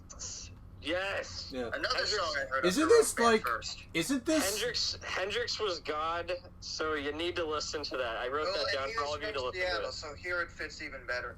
That's what, yeah. An underrated track, again, another song I heard through Rhythm Games, Nearly Lost You from Screaming Trees. Yes, yep. Yeah, that's another good one. It's funny, there's actually 2 Pearl Jam songs off of this album, Breathe and State of Love and Trust. Not quite my favorite songs by them. I think Breathe is definitely the better one out of the 2. Evan, you'll get a kick out of this. You're a fan of the song Battle Forevermore. There's a cover by the Lovemongers Oh, for nice. this album. Yeah, which is Nancy and Ann Wilson from Heart, and I believe someone else. Cool. Josh, you're probably familiar with The Replacements, I assume. Oh yeah, Paul Westerberg is great. Yes, Paul Westerberg has 2 tracks off of it. The one I recommended to you is Dyslexic Heart. It's an excellent song. Really good one. It definitely doesn't fit, I wouldn't say it doesn't fit in the caliber of all the grunge music, but it's for some reason it's a bit of a nice diversion to all the heavier stuff that's on it. But like I said before, Seasons and Chloe Dancer Crown of Thorns. Chloe Dancer Crown of Thorns is without a doubt, I've said this before, it is the Stairway to Heaven and Bohemian Rhapsody of grunge music. It's an epic song, and I can't get enough of it. It's one of the most underrated songs I've ever heard in my life. Very Love it. nice. I want to see this movie. Since I already said that you should listen to, well, you're already familiar with Alice in Chains Wood, obviously, but you said to me before you weren't too familiar with Mudhoney. I could listen to Overblown. It's a nice gateway song. Okay, Yes. sounds good. I thought Touch Me, On I'm the Sick is 2017 reissue of the soundtrack, the opening track, Touch Me, I'm Dick, which is by the quote-unquote band of the film Citizen Dick, I'm like, they really just should have had them cover Mudhoney's Touch Me, I'm Sick, because that's what it's an homage to. Well, at least we'll and always... Matt Dillon is in the thing I remember from the movie quite well is that Matt Dillon is in a grunge band called Citizen Dick, and one of his band members is none other than Eddie Vedder from Pearl Jam. Eddie Stone and Jeff are all in them. I'm like, are we sure Eddie wasn't supposed to be the star of this? I feel like, something's not right here. Yeah, what and the then there's hell? one part where he's testing out his speakers in his car, and it's going so loud, and it sounds good at first, and some passerby is Chris Cornell just walks by, and he's just bopping his head yeah, this sounds good. It's just cool that they get all the main 4 as much as they can to be in this movie. They sadly couldn't get Lance Stanley and Kurt Cobain to be in it, but it's okay. That's a shame. It's definitely the grunge compilation album. It's either this or oh my god, what is it called? Reality Bites. Josh, help me out. It's the one from the 80s. It had a Deep Six. Is that what it's called? Deep Six? Fuck. Is that compilation Deep you Star showed me? 6. It's the one that has Soundgarden's on it, Green River is on it. I think it's called Deep Six. Let me see here. Green River. Let me see here. Are you talking about the band Green River? No. Sorry, I was right. It's called an album. The album is actually called Deep Six. It's a compilation album of Green River, the Melvins, Skin Yard, Human, Soundgarden, a few other ones. Yeah, it was sort of like where Sub Pop Records had their early compilations as well. I think it was Sub Pop 500 or something. Deep Six was a very crucial compilation in the mid-'80s to really get what would become grunge on the map. That's awesome. Absolutely, yeah. It's one of the first, but I think one of the more mainstream and more kind of popular choices that at least gives people are familiar with the taste of that sound that was rising in the early 90s in Seattle. And what's nice is that it's not just the obvious choices. They didn't throw in Outshined in there. They didn't throw in Man in the Box. I don't know. I feel like that scene you described where he's testing his speakers, they could have put Rusty Cage in there. It's got that sort of the main riff is pretty head bopping. Yeah, Rusty Cage, San Andreas. Yeah. Radio X. Yeah, no, I want to see this movie and I want to listen to the soundtrack because it looks right up my alley. I'll have to check it out I as gotta well. see if it's available to stream anywhere. I think it is. I think it's on Prime, if I'm not mistaken. I was skimming through that the other day. I thought I saw it there. Yeah, no. I mean, I'd be remiss if I don't talk about grunge or something from the 90s, so that's my pick. Yeah. Excellent choice, Cody. Excellent. All right. Well, while we're talking about GTA stations, if you want a game that is basically Vinewood Boulevard Radio from GTA 5 boiled down to like a thick substance of grease, then you have the Sunset Overdrive soundtrack, which is nothing but non-stop garage rock, pop punk, skate punk, noise rock. It's just everything I ever listened to in college glued together into this really... I don't know if it's underrated. It got really, really high praise when it came out. It was an Insomniac game exclusively for the Xbox One, which kind of pissed me off a little bit. But yeah, but you know, they gotta have something. It came to Steam later, so no worries about that. I don't have Steam either. But that's okay. I have Steam. Play with me. And an Xbox One. A lot of people got Steam. Yeah, but anyways, Sunset Overdrive is a game that's it came out in 2014. It was pretty. I don't know if it was ever popular, but it was like it kind of faded out after a while. And there's talks about making a sequel, but they're just stalling so hard with that. But anyways, the album is like a bunch of like bands from the Los Angeles scene, the SoCal scene from the late 2000s. You got bands like Fiddler, Cheap Time, Bass Drums of Death, Meat Market, Boats, which I think Boats are so tight. Oh my god. Oh look, it's our old friends, the Melvins. Yes. The Melvins. The Melvins. I don't know they were on the album. Another grunge band. I don't know they were on the album, but anyways. Yeah. It's in the game. Okay, well anyways, if I had to list a couple that I really liked, Boats, I think my all-time favorite track off the album is This Is the End by Boats. Freaking kick-ass start to the album. Really tight. It's too bad the band disbanded like shortly after the game. You can kind of tell a lot of these songs were kind of commissioned by the game, because there's a lot of points where it'll be like, I gotta keep on fighting, try to stay alive, I gotta keep on fighting, this is Sunset Overdrive. Like, they just name drop the game any chance they can. It's almost like when you do a film challenge and you have to have like one thing in your movie that every movie has to have. Like, you have to have a penny or a toilet paper roll or something. It's just like, or you have to say that one line. Gotta say one line specifically. I'm like, okay.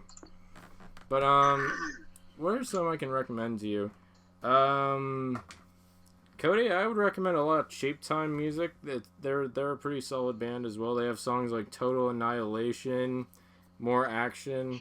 There's one song I really like called OD Life, which is literally just, I like to call it the Pepto-Bismol song, because the chorus is just like, nausea, heartburn, indigestion, upset stomach, diarrhea, stop digesting me, stop masturbating me. And then, what it's for. I love it. And then, Josh, I'd recommend some Bass Drum of Death. Between the Lines is great. I Want to Be Forgotten is probably my favorite song by them, next to Crawling After You. Smell the Night's a pretty good one too. Evan, I think you would like Boats anyways. Like, they're the tightest band of the group. They got like Alright, Okay, I've Got Guns, which is like this super like sugary like punk song, and Different Answer. It's just it's got this heaviness to it that I really like. And then there's Fiddler with White on White off of their first album. I'm kind of surprised there's absolutely no waves in this album either. Oh yeah, Melvin's Rat-Faced Granny. That's where Melvin's came from, right? I have heard of Bass Drum of Death because they did a track for one of the Adult Swim compilations one summer. I think it might have been in 2012 or 2013. Yeah. Yeah, I know a lot of those bands get featured on Adult Swim, which is pretty awesome. If I had to think of a wave song that would fit on here, maybe California Goth. not California or California Goths. It's one or the other. It's the only band. They have a song called California Goths, and they have another song where they just put an S after California Goth. And it's totally not confusing at all, but one song would be totally kick-ass for a game like this, and another one's just not good enough to be in a game like this. Well, it's kind of fitting because Sunset Overdrive, again, does feel like if you took the idea of Jet Set Radio and you gave it a bit of a grimier edge like a pro skater game would, but then you add in like third-person shooter elements and the zombies, I guess, that are involved. It's kind of like what, Jet Set Radio, but with zombies. And Mutants. I do kind of wish there was a bit more of like a hip-hop or breakbeat aspect. Well, there is an EDM album as well. It was called the Fizco Sessions. It has like about 4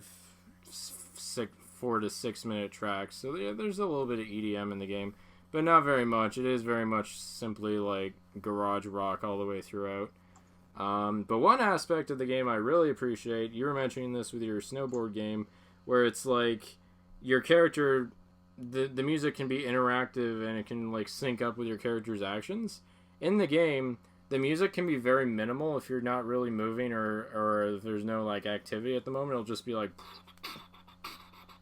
and then basically like,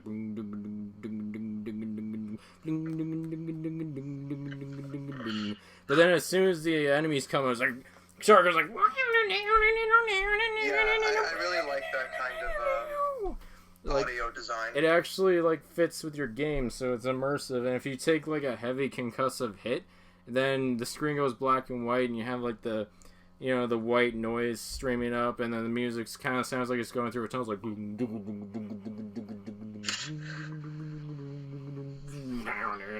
down. A lot of the songs are just 3-chord bangers, but that's all right with me. It's definitely a game I would love to play again. I should probably get it someday. I could probably order it online and just play it again because it was such a rollicking good time when I first played it at a friend's house. Yeah. I also mentioned it in our video game podcast, but for a very brief period of time. But yeah, Sunset Overdrive, rockin' soundtrack. I kind of wish more of these bands were still working today. I know Fiddler released an album, almost free. Didn't really like it. All these artists are getting very clean now. They're getting production value, and I don't like it. Go back to your roots. I like my stuff raw and just like distorted. I just found out that Dan Sartain passed away back in March. Sorry, who? Dan Sartain. Oh yeah. Yeah, he was. He had a few tracks on Sunset Overdrive. That we're gonna have a party. OD Life. Oh yeah. Yeah, that was the guy who did the Pepto-Bismol song. Aw, I'm sorry to bum you out. It happens. Well. Anyways, smell the night for fun, boys. It's gonna be a bumpy ride. Well, I feel for my last pick, it's very fitting given that the show this sort of compilation/soundtrack was released for after over a quarter century on the air. Next winter will be its final season, and I say, hey, what a wonderful kind of day. Oh man, Josh, I've been waiting a long time to talk about this CD this particular soundtrack because I have so many memories with it. But I'm going to be doing for my final pick tonight, Arthur and Friends, the first almost real, not live CD or tape from 1998. Oh man. God. And now back to Arthur. Yeah. This is essentially a full-length CD of songs from the episode Arthur's Almost Live Not Real Music Festival, which was always a blast watching reruns of, and even, as a kid, it was so exciting, and just the amount of different, I wouldn't, maybe not style, but there's some different styles on here, the references to actual episodes. I mean, like, the very first track, that version of Believe in Yourself, I remember borrowing the tape of this from the library and jamming out to it in our family car when I was like 6 or 7. Yeah, that was, I owned the CD of this, I rented it in 2001. It was one of the most iconic rentals I ever had. not to get too ahead of ourselves, but so Believe in Yourself, that's the theme song for Arthur, performed beautifully by... That's a lot of kids' gateway into reggae music, because Ziggy Marley and the Melody Makers got a huge boost of recognition and interest from doing the theme song for this show. Oh, it's true, they did. Another thing I gotta mention is the next song, something y'all gotta remember, especially if you're into reading. Having fun isn't hard. When you've got a library card. I'm getting like flashbacks to like a year ago on the first, so to speak. Yeah. We're bringing it full circle. When we covered 90s cartoons, yeah. Yeah. I do remember, I also, more to your point, my favorite there were a bunch, the songs off this album, there were songs that the showrunners made exclusively for this CD or tape, because Buster got his own song about his obsession the UFO song. The UFO song. The entire episode, Meek for a Week, where Francine was the central character, that gets turned into this really boppin' rock I actually tune. really remembered when I watched Arthur and the True Francine, that episode was pretty fun, because it was, I think they made a book on the episode or the other way around, but that reminds me a little bit of Walking on Sunshine, Meek for a Week. It has that same sort of drum, but it really does, and it suits Francine because Francine herself is a drummer. To be honest, my favorite, oh, and let's not forget the Brains song, 'cause I was Jekyll, Jekyll, hide, Jekyll, hide, Jekyll, Jekyll, Jekyll, hide, Jekyll, hide. Yes. Oh man, I feel like a kid again. Just finding this on a VHS tape somewhere and just playing it. Man. Yeah. Now, one of the things where my mind was blown was with Matalia Musti, aka the Binky song. When you hear the violins come in, like, it just takes me somewhere wonderful. Is that the one where he sings about his nightlight, based on the episode? No, that's My Nightlight. Matalia Musti is from the episode where there's that Swedish pop group Binky. Yeah, that one. But the group Fantasia that does it, I believe, is from Finland. Yeah. Yeah, it's the ooh-wee song. Oh, right, yeah. Sorry, Binky. That is a freaking catchy hook. Oh, and let's not forget this song that Arthur... Okay, so you want to talk about how in the 90s there was this trend with little vocal tracks getting inserted on there? Yeah. DW tried and succeeded on the third try to get... Crazy bus, riding on that crazy bus. Lyle just wants to fucking die, and I don't blame him. This song is trash. Wacky, goony, goofy, spoony. Why do you know all the words? Because it's always flat on the bottom. Yeah, tell that to the auto repair shops. Yeah. But My Nightlight, actually, I remember thinking about it. It actually is pretty grand in scope for what's essentially a kid's song. Yeah. It does give Binky a lot of credit. I also really like the reggae tinge of Lucky Pencil. Yeah, that was a good one. And of course, Evan and I can both relate to just the acapella glory of Homework. Just a little homework tonight. Just a little homework tonight. Yeah. I wanna die. I remember, you know. Well, he's not singing Crazy Bus again, so you're fine. Our third grade teacher actually hummed that song one day. God, no, I'm not. That happened. Our third grade teacher hummed that song, and we all kind of laughed because we all knew where the hell it was from. Also, our third grade teacher was nothing like Mr. Rapper. He was nicer. The little poetry club, the little bit of like spoken word stuff towards the the bongo drumming. My Dog Pal is the whole like Arthur trying to make the country song about here on planet Schmelfan. That was My Dog Pal. That was basically Arthur writes a story turned into a song. Yes. Yeah, several of the episodes got their own song. Which, speaking of that particular episode, Marnie and I, she actually has a tape with a bunch of like Arthur episodes taped from PBS at the time, and Arthur Writes a Story was one of them, so it was neat to check that out. It also had one of the only real, like, quote-unquote celebrity features with Art Garfunkel singing the Ballad of Buster Baxter, which was cool. At the time a pretty deep arc in the show.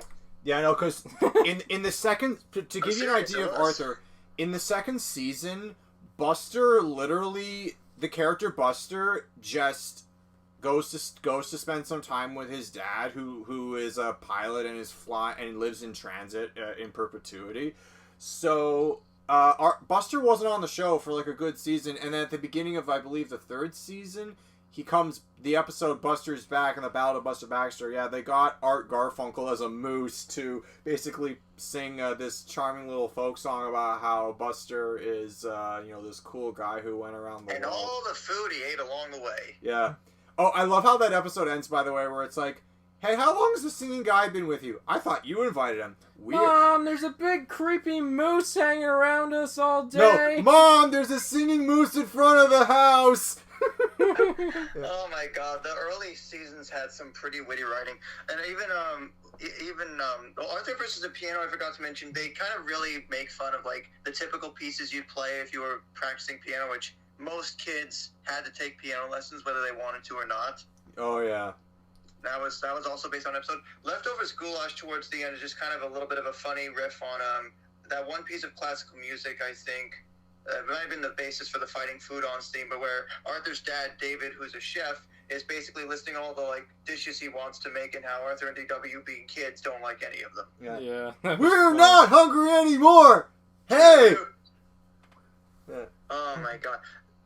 I remember when it was the fall of 2006, I had just started high school, but when there used to be Sunrise Records at Hillcrest, which is the mall in my area, they did have this CD for like $15, and I got it right there because I Tell me enjoyed you so still much, have and I it, because come I back to gotta it a get lot. these tracks back on my phone. It brings you back to your childhood. Tell me you still have it. A simpler time. Yeah. Oh, also there's the thinking tune. I like to think. Why your battery? Hmm. I'll do something first. Now I'm just imagining the meme with SpongeBob and Patrick thinking with the free chats. Yeah. That charges. I do wish that this got some sort of... I mean, it's going to sound dumb to think that to say this should be released on vinyl, but I can imagine there being like a limited run with a nice colored vinyl. The show's going to end after like next winter in like February or something. And it took him 25 fucking years, but Arthur is finally in the 4th grade and DW's finally in kindergarten. I mean, let's be real. At least they're ending with them moving up a grade, because a certain other show where they're always stuck in the same grade could take some notes. Oh, The Simpsons? Oh, shots fired. Well, actually, that could apply for both Recess and The Simpsons, so take your pick. They kind of did that, but I don't know if it's quote-unquote canon. And as an aside, apparently I think the last episode of Arthur is going to be called All Grown Up, and I think for a show as defining as Arthur, for getting a lot of kids in the mid-late 90s into... maybe not only animation, but it taught them a lot of really complex life lessons in a way that didn't talk down to them, didn't complicate things. It was sort of a very much a slice of life animated series, and it did take risks, even as recently as this past year. Yeah. I agree with that. If you can find a fairly affordable copy of this, whether it's a CD or cassette, because again, cassettes are back in, but in 1998, not too many people had them. Track this down and own this. This is a must-own soundtrack for anyone that ever watched the show or has kids or young cousins that want to get into the show. Yeah, no, this was, if you want, by the way, I feel like, Josh, since you're kind of like an unofficial executive producer on this show, I feel like, you and myself and maybe a guest could lead an episode of like a retrospective. We've done several retrospectives on classic Simpsons episodes. I feel like we should do a retrospective on classic Arthur episodes. And by that, I mean stuff that we haven't talked. I'm right there with you, buddy. I'm right there with you. You got it. So I want to do that because I feel like there's a ton of episodes we didn't cover in our initial, so to speak, 90s cartoon episodes. If Lyle or Cody want to join. Can I go back and remember which ones you did already cover? Well, I want to cover basically like stuff from... I want to cover stuff from the first 4 seasons, which is... And because I stopped watching at around season 5, and the show went on for like 25 more years, so... But there's a little... I know, I stopped watching, it would have been around 10 or 11, so they're like 2006, Oh, wow. 2007. Wow, you lasted a lot longer than I did. Yeah. So, okay, so, And yeah. as an aside, if you like podcasts and you like Arthur, check out Finding DW, voiced by one-time DW voice actor Jason Swimmer. DW was voiced by a dude? My childhood was a lie! The facts you only found out today. Yeah, I was today years old when I learned that. Yes.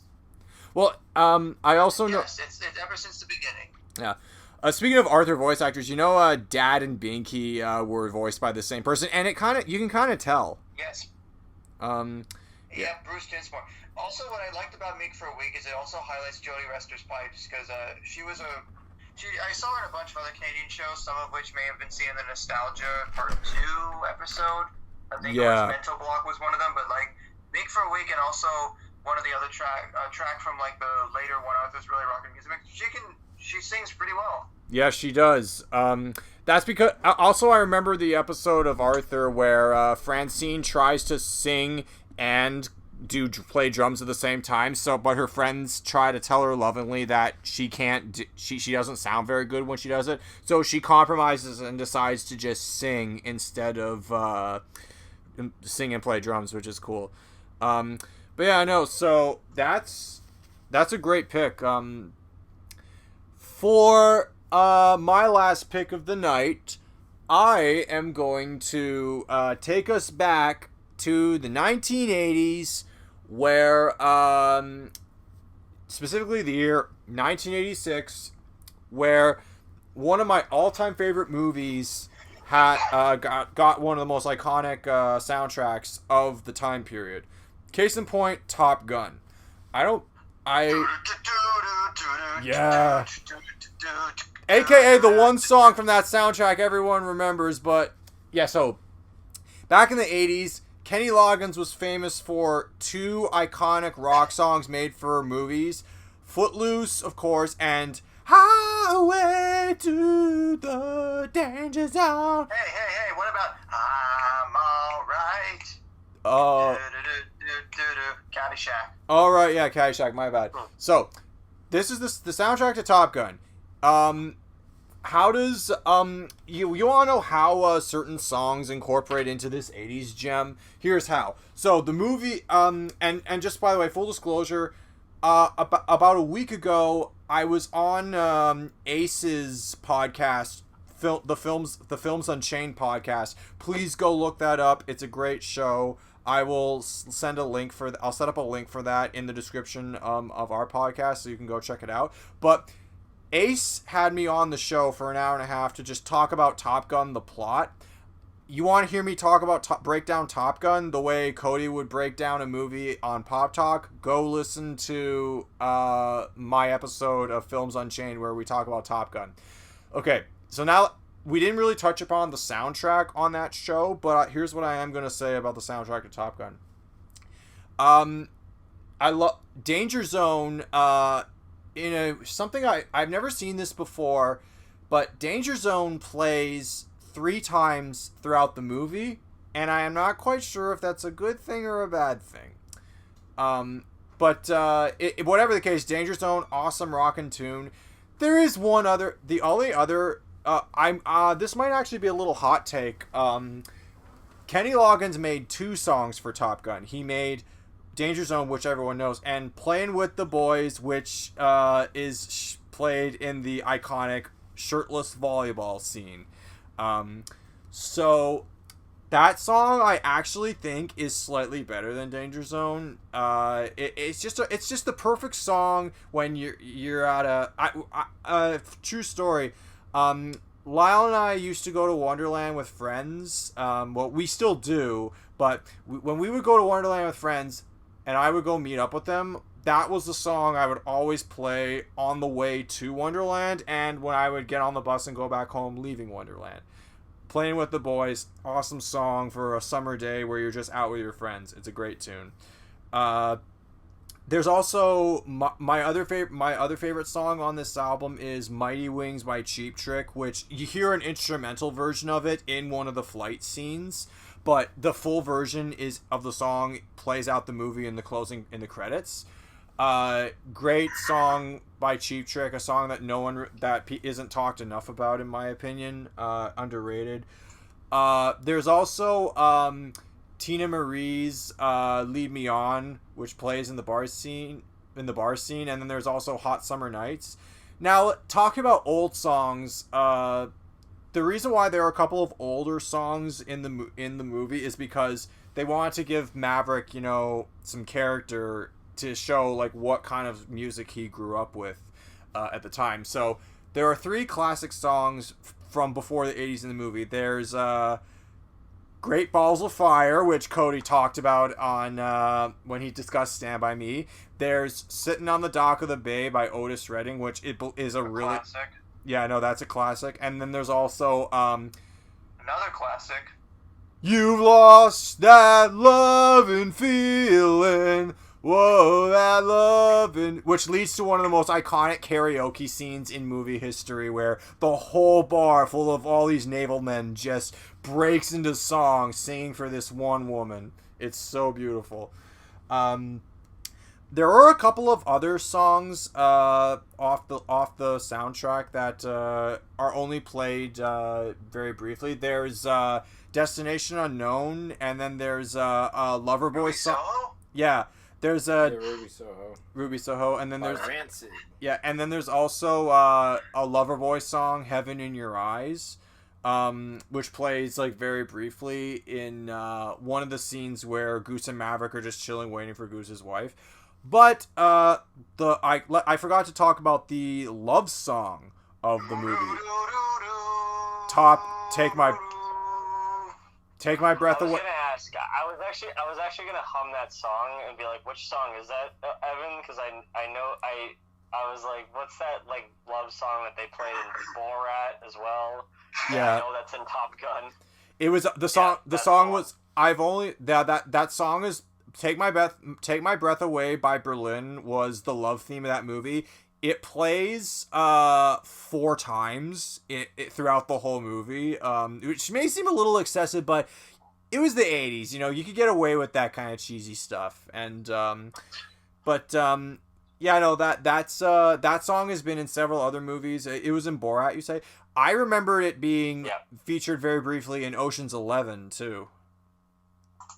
Remember when the guy is running out of the casino and he gets gunned down at the entrance? When they're going through that montage of people who tried to rob casinos and stuff and they failed. But yeah, so that's but yeah, no, so this soundtrack is kick-ass. Like, if you're into 80s music, this is the soundtrack for you. It's really good. It's even got its own little guitar solo in the vein of the Top Gun anthem. That's very true. A version by Steve Lee Med was even free DLC for Guitar Hero 3. Oh, nice. What's really sad is, I know we're not talking about scores tonight, but Harold Faltermeyer, who scored the music for Top Gun, Josh, I said his last name correctly, Harold Faltermeyer, his beautiful guitar score for the movie has never been released anywhere except for, a couple of riffs off of the album I'm talking about, the Top Gun official soundtrack. Other than that, I also am not a big fan of the remix of Playing with the Boys that's added as a bonus track on later editions. But other than that, the soundtrack for Top Gun, it's one of the most iconic 80s soundtracks you'll ever hear. It's a great tune. It's a great set of tunes, and it made a lasting impression on me. Like, if you ever want to go fast, if I'm ever in a car, on a road trip, you gotta go fast. Yeah, yeah, no, that's that just songs that I grew up with, and it's kind of what got me into 80s music in the first place. Yeah. That's really all I have to say. What's interesting is they added a few songs in the 2006 Deluxe Edition. Yes. Can't Fight This Feeling, The Final Countdown, Nothing's Gonna Stop Us Now. Wow, those songs weren't even in the movie. No, but see, I feel like The Final Countdown should have been as the jet is taking off in the carrier, that's what should have been blaring. Wait, that would have been cool. Europe's The Final Countdown was on a bonus edition? Wow. I could see that. Track. Oh, okay.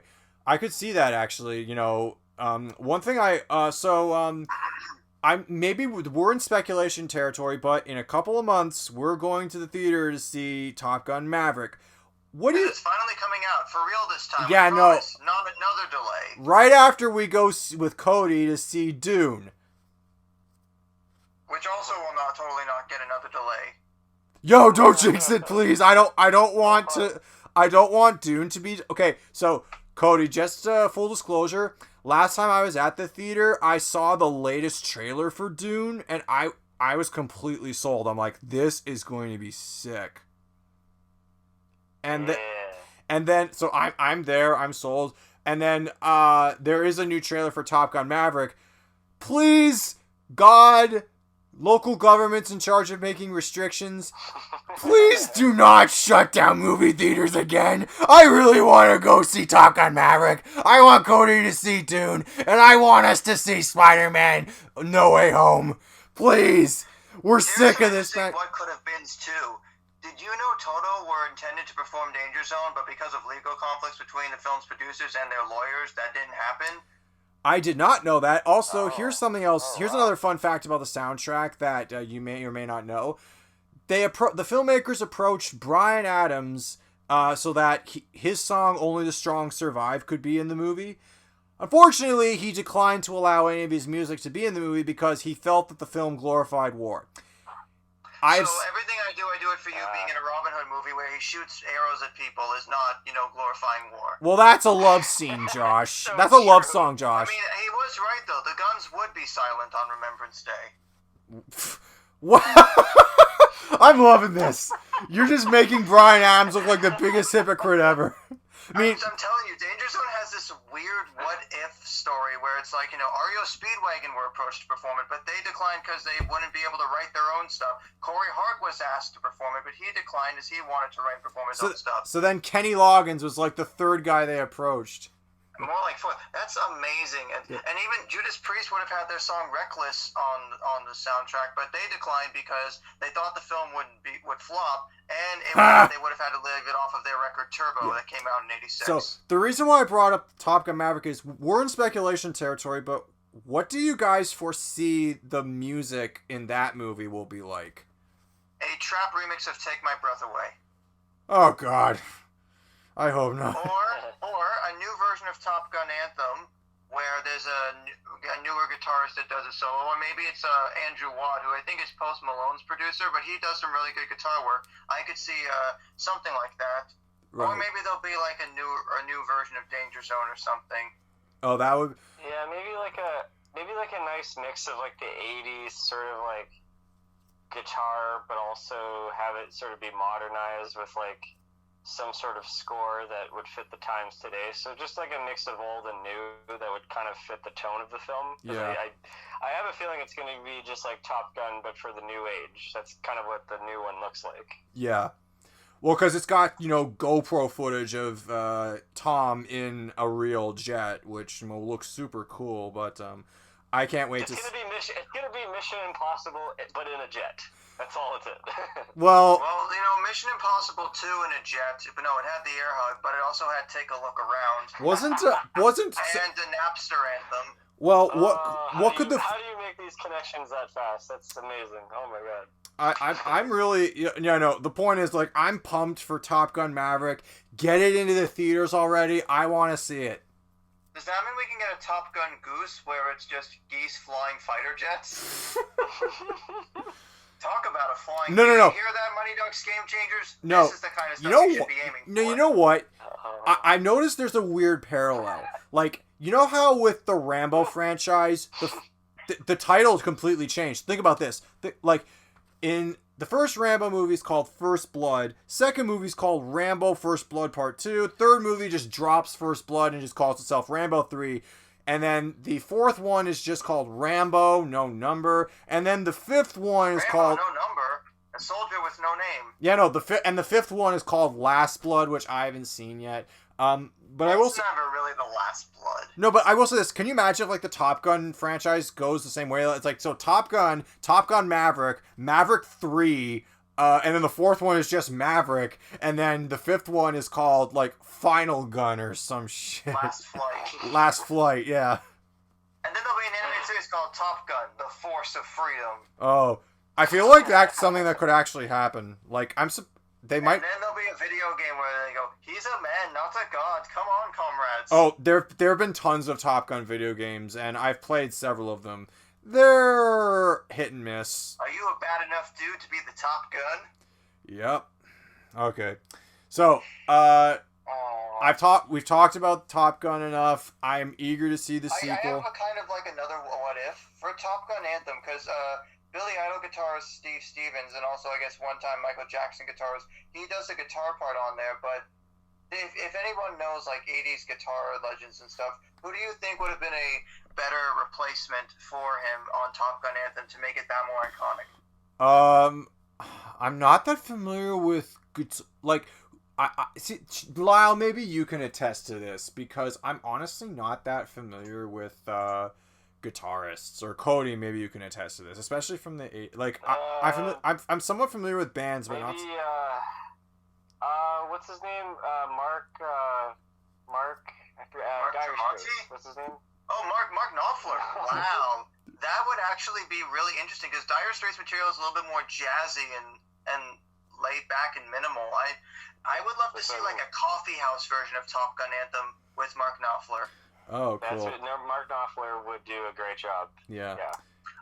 Side note, I'm really surprised they did not consider using Money for Nothing for like when the jet is like roaring down, or like the runway, or there's some sort, because like when it comes in with the do that part. Hey, maybe maybe even just like a more sentimental, just even more of like a sentimental moment in the movie. Brothers in Arms would be very nice and soaring to look at in the sky. Yo, guys, I will. We're like fans. We're like fan fiction of Top Gun. No, you know what? If any of it's awesome, I love it. But if any of these songs you just mentioned wind up in the sequel, I will give you something. I will give you guys something. I don't know what it is. I'll give you something.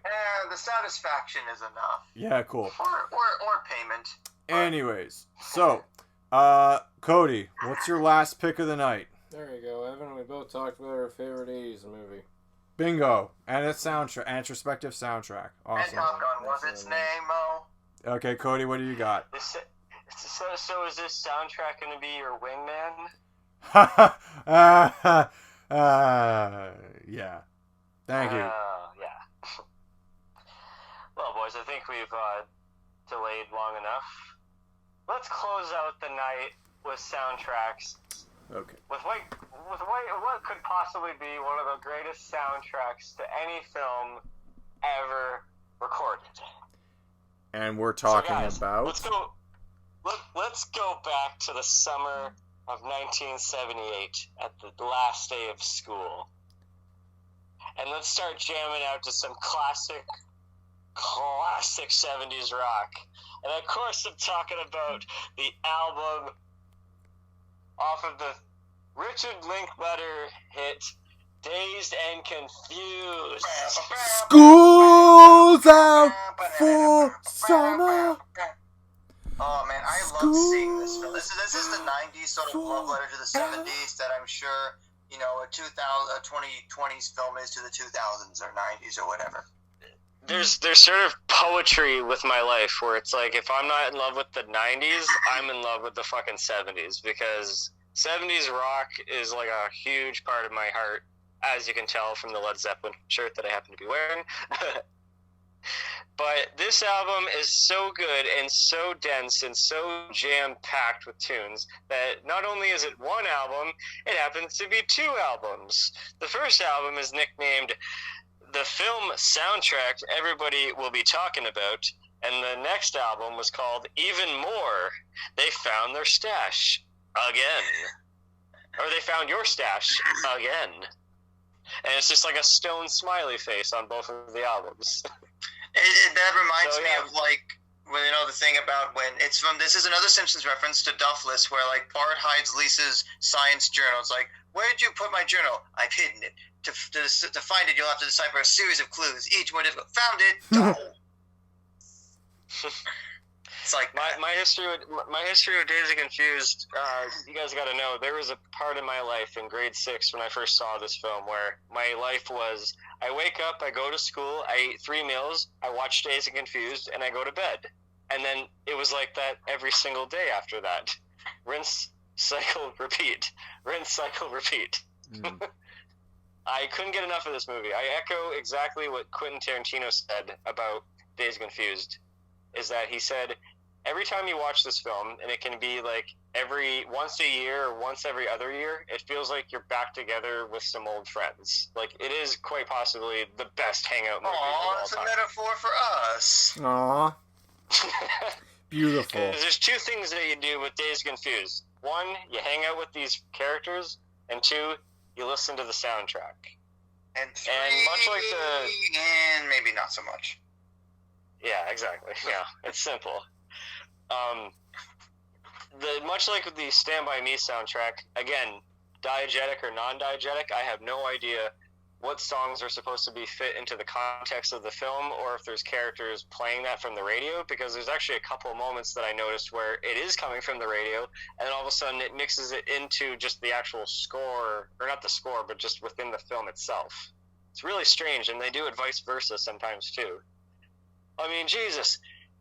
Any movie that begins with Sweet Emotion by Aerosmith and then ends with Slow Ride by Foghat. I mean, two of the greatest fucking rock songs of all time. Like, there was a old not an In Living Color, it was an old Chappelle Show sketch where Dave Chappelle and John Mayer were trying to prove that white people dance automatically to the sound of an electric guitar. It's true. Yeah. If you play that riff in Sweet Emotion of I'm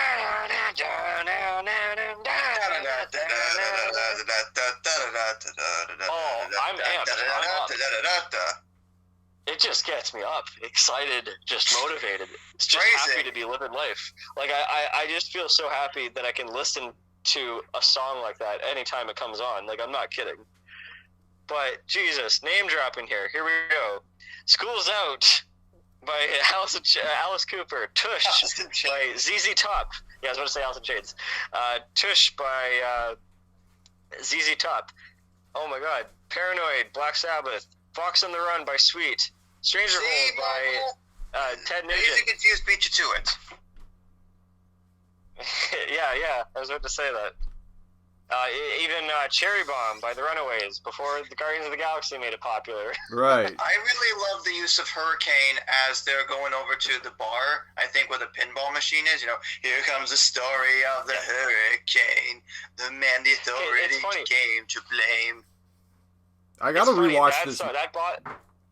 It's funny, that Bob Dylan song and Sweet Emotion are the two songs from the film that aren't on either record. Oh, cool. I don't know why. No, it's not cool. It's not cool. No? You're missing two songs. Wow. It feels incomplete, so you gotta watch the movie and then you gotta hear like more of the songs, but I don't know why they exempted those two out. You got Low Rider by War. Yeah. And also, Why Can't We Be Friends from them, too. Yep. That played in the part where the girls were getting the initiation. Yes, that's I like Dazed and Confused because it's a Richard Linklater film, much like School of Rock, without the massive length. But also, again, it's a movie that even in the early 90s was trying to comment on like the harshness of, you know, finding your way in high school with stuff that I don't even think would have been done at the time the movie came out in terms of like 90s high school, but especially in the 2020s, looking at something that's supposed to portray the 70s. That's a lot. Yeah. Rock and Roll All Night by Kiss. There's even sorry, Josh, you can probably clean this up for me, but is Highway Star by Deep Purple, is that in the first Rock Band or is that in the demo? It's in the first one. The first Rock Band on the disc. It's in the first one. Is it a song you can play, or is it the demo where they're driving down the highway? It's the intro that you play here when the game starts up, and it's on disc. Oh, okay. Yes. Well, I'll listen to that song. I recommend it to you. Cool. It was also in Elite Beat Agents, in the level where there's the dog and you have to help the dog get back home because it was missing. Right. For Josh, it's funny. I just named all the songs off of the first track. Now, the first track, it was either my uncle or my mom that owned that CD, and when I realized that they had the collection, why don't you show I us claimed it for my own. Right. Yeah. So yeah, I was gonna get to that. So the first album, it was either my mom or my uncle that owned it, and I just kind of claimed it after I realized that one of them had it, and I loved the film so much. And then for either my birthday or for Christmas, they got me the second album, so I had both of them. So I was so happy. So into the second album, for Josh, I would recommend the first track, "Free Ride" by group. Come on, take a free ride. Love it. Evan, "No More Mr. Nice Guy" by Alice Cooper. Oh yeah, I'll check it out. Yeah. Also, I love. Yeah. I was in the right place, but it must have been the wrong time. Wrong time. I was in the right place, but nothing was But wrong time. I'm about the right speed, By Dr. Joan, yes. Dr. John. Dr. John, I recommend that to all of you guys. Right place, wrong time. Okay. A great song off of the second one is "Summer Breeze" by Seals and Yes, Crofts. I would hear that all the time on, like, I think Sirius X on the Bridge when I'd be driving with my dad. That's a really nice, warm, summery song. Oh, very nice song to play in the summertime. Not only do I gotta around get... like And then to end off the second disc, we have, of course, Happy Gilmore's favorite Leonard Skinner song. Oh yes, "Tuesday's Gone with the Wind." You know what? And go ahead. I've got to get... I bought a copy of this movie. I've only seen it once. Watch it. I've seen it once. I want to watch it again now. Like, I really Watch want... it again with Lyle. How With many Lyle, times have you seen it, okay. Lyle? Sure. How many times have you seen it, Lyle? 3 times. You've seen it 3 times. Just 3 times. Oh, wow. Yeah. Do you remember any tracks off of it that were noteworthy, or? You mentioned them all. He did. Yeah, you mentioned it. There's two more. So when I mentioned Foghat with "Slow Ride," they also have another great song of it. "I Just Want to Make Love to You." Really kick-ass rock song. I think it's a Willie Dixon cover. And then, last but not least, a song that kind of brings me back to just hanging out with my parents. Josh just mentioned it. It's the live version of "Show Me the Way" by Peter Frampton. That's a great one. It's He really gave that away with pride. It's the live version of the song, The not live the studio version. album. Yeah. The live is the better one, absolutely. Yeah. Same thing Yeah, goes... there's something about the album, the soundtrack, because it's in a hangout movie, and it's clearly like, because I find that soundtrack and playlist, there's almost like a fine line in between them, where you make a soundtrack even just for your personal self, or a playlist for your personal self, and this whole soundtrack feels very like personal between an eclectic group of characters throughout this movie, and it's just like you're bouncing back and forth between like friends. That's what I mean. It's a hangout movie. You're just going around seeing these people, and you're just listening to these needle drops one after the other, and I think it just ties kind of nicely to just like growing up, just again with my parents that grew up in, they were born in the 70s, and they grew up with this music, and they showed me, and I don't know, it really just brings me back, and it ties to that love for 70s rock and roll, and I guess it definitely with both the first album and the second album, it is absolutely my favorite soundtrack of all fucking time. I guess your parents, you could say, they showed you the way. Yes, right. Josh just made that joke. Oh shit! Sorry. No, I was saying, can you show us the way? Can you show us the way? I think I watched this in the last couple of years, but okay, I'm going to try and recontextualize Matthew McConaughey's character's quote to make it a good thing, even though it's not really. But that's what I like about soundtracks. When I get older. They sound the same. They sound the same.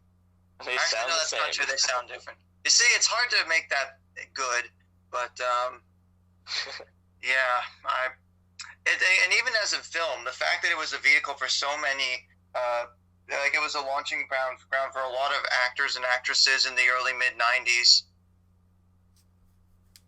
Yeah, it really was. You might say it has a lot in common with the View Askew-universe. Ah, that's true. Yeah, you had like Mia Jovovich, you had Ben Affleck, you had Batman chasing people with a bat. Yeah, we had Amy in here. It had a paddle, it had Mark from Rent. There was Beck's wife. Yeah. Wait, no, am I thinking of this? Oh, yeah, so the guy that played Pink, I think his brother is... Yes, his twin brother was in Mallrats. Yep. Oh, cool. Oh, Jason London? Yeah. Yeah, you got Renee Zellweger in here, Parker Posey. Wait, Renee Zellweger? She's in Dazed and Confused? Yeah, she played Nessie. Yeah, she was. Oh, that must have been a really small part. It was. Really? Okay, wow. Interesting. I just learned something. What the hell? And what's kind of cool is the guy that played Mitch, Wiley Wiggins, he actually works as a game designer now. Oh, cool. Yeah, he was in Detroit Rock City, where they're trying to get Kiss tickets. That's the plot of the movie. Nice. Yeah, no, that's all I have to say. That's the best. That's my favorite soundtrack of all time, boys. Well, that's I'm glad you kind of saved the best for last, Cody. That was a lot of fun chatting about all these iconic film and game soundtracks, and even a TV show too. Yeah, no, this was a ton of fun. I'm kind of zonked because we've been going for a couple hours now. 4 hours. Oh yeah. Can I suggest a future? 4 hours. Can I suggest a future, so to speak, topic? Yeah, sure. We need to do favorite scores. Yes. Oh, we'll do. There will be some choice picks in there for sure. We'll do. All right. Anyways, thank you all for joining in. To your lovable, annoying nerds weekly. We'll see you next time. Peace the fuck out. See you here tomorrow, same time. Peace. Nice. Listen to some tunes, my friends.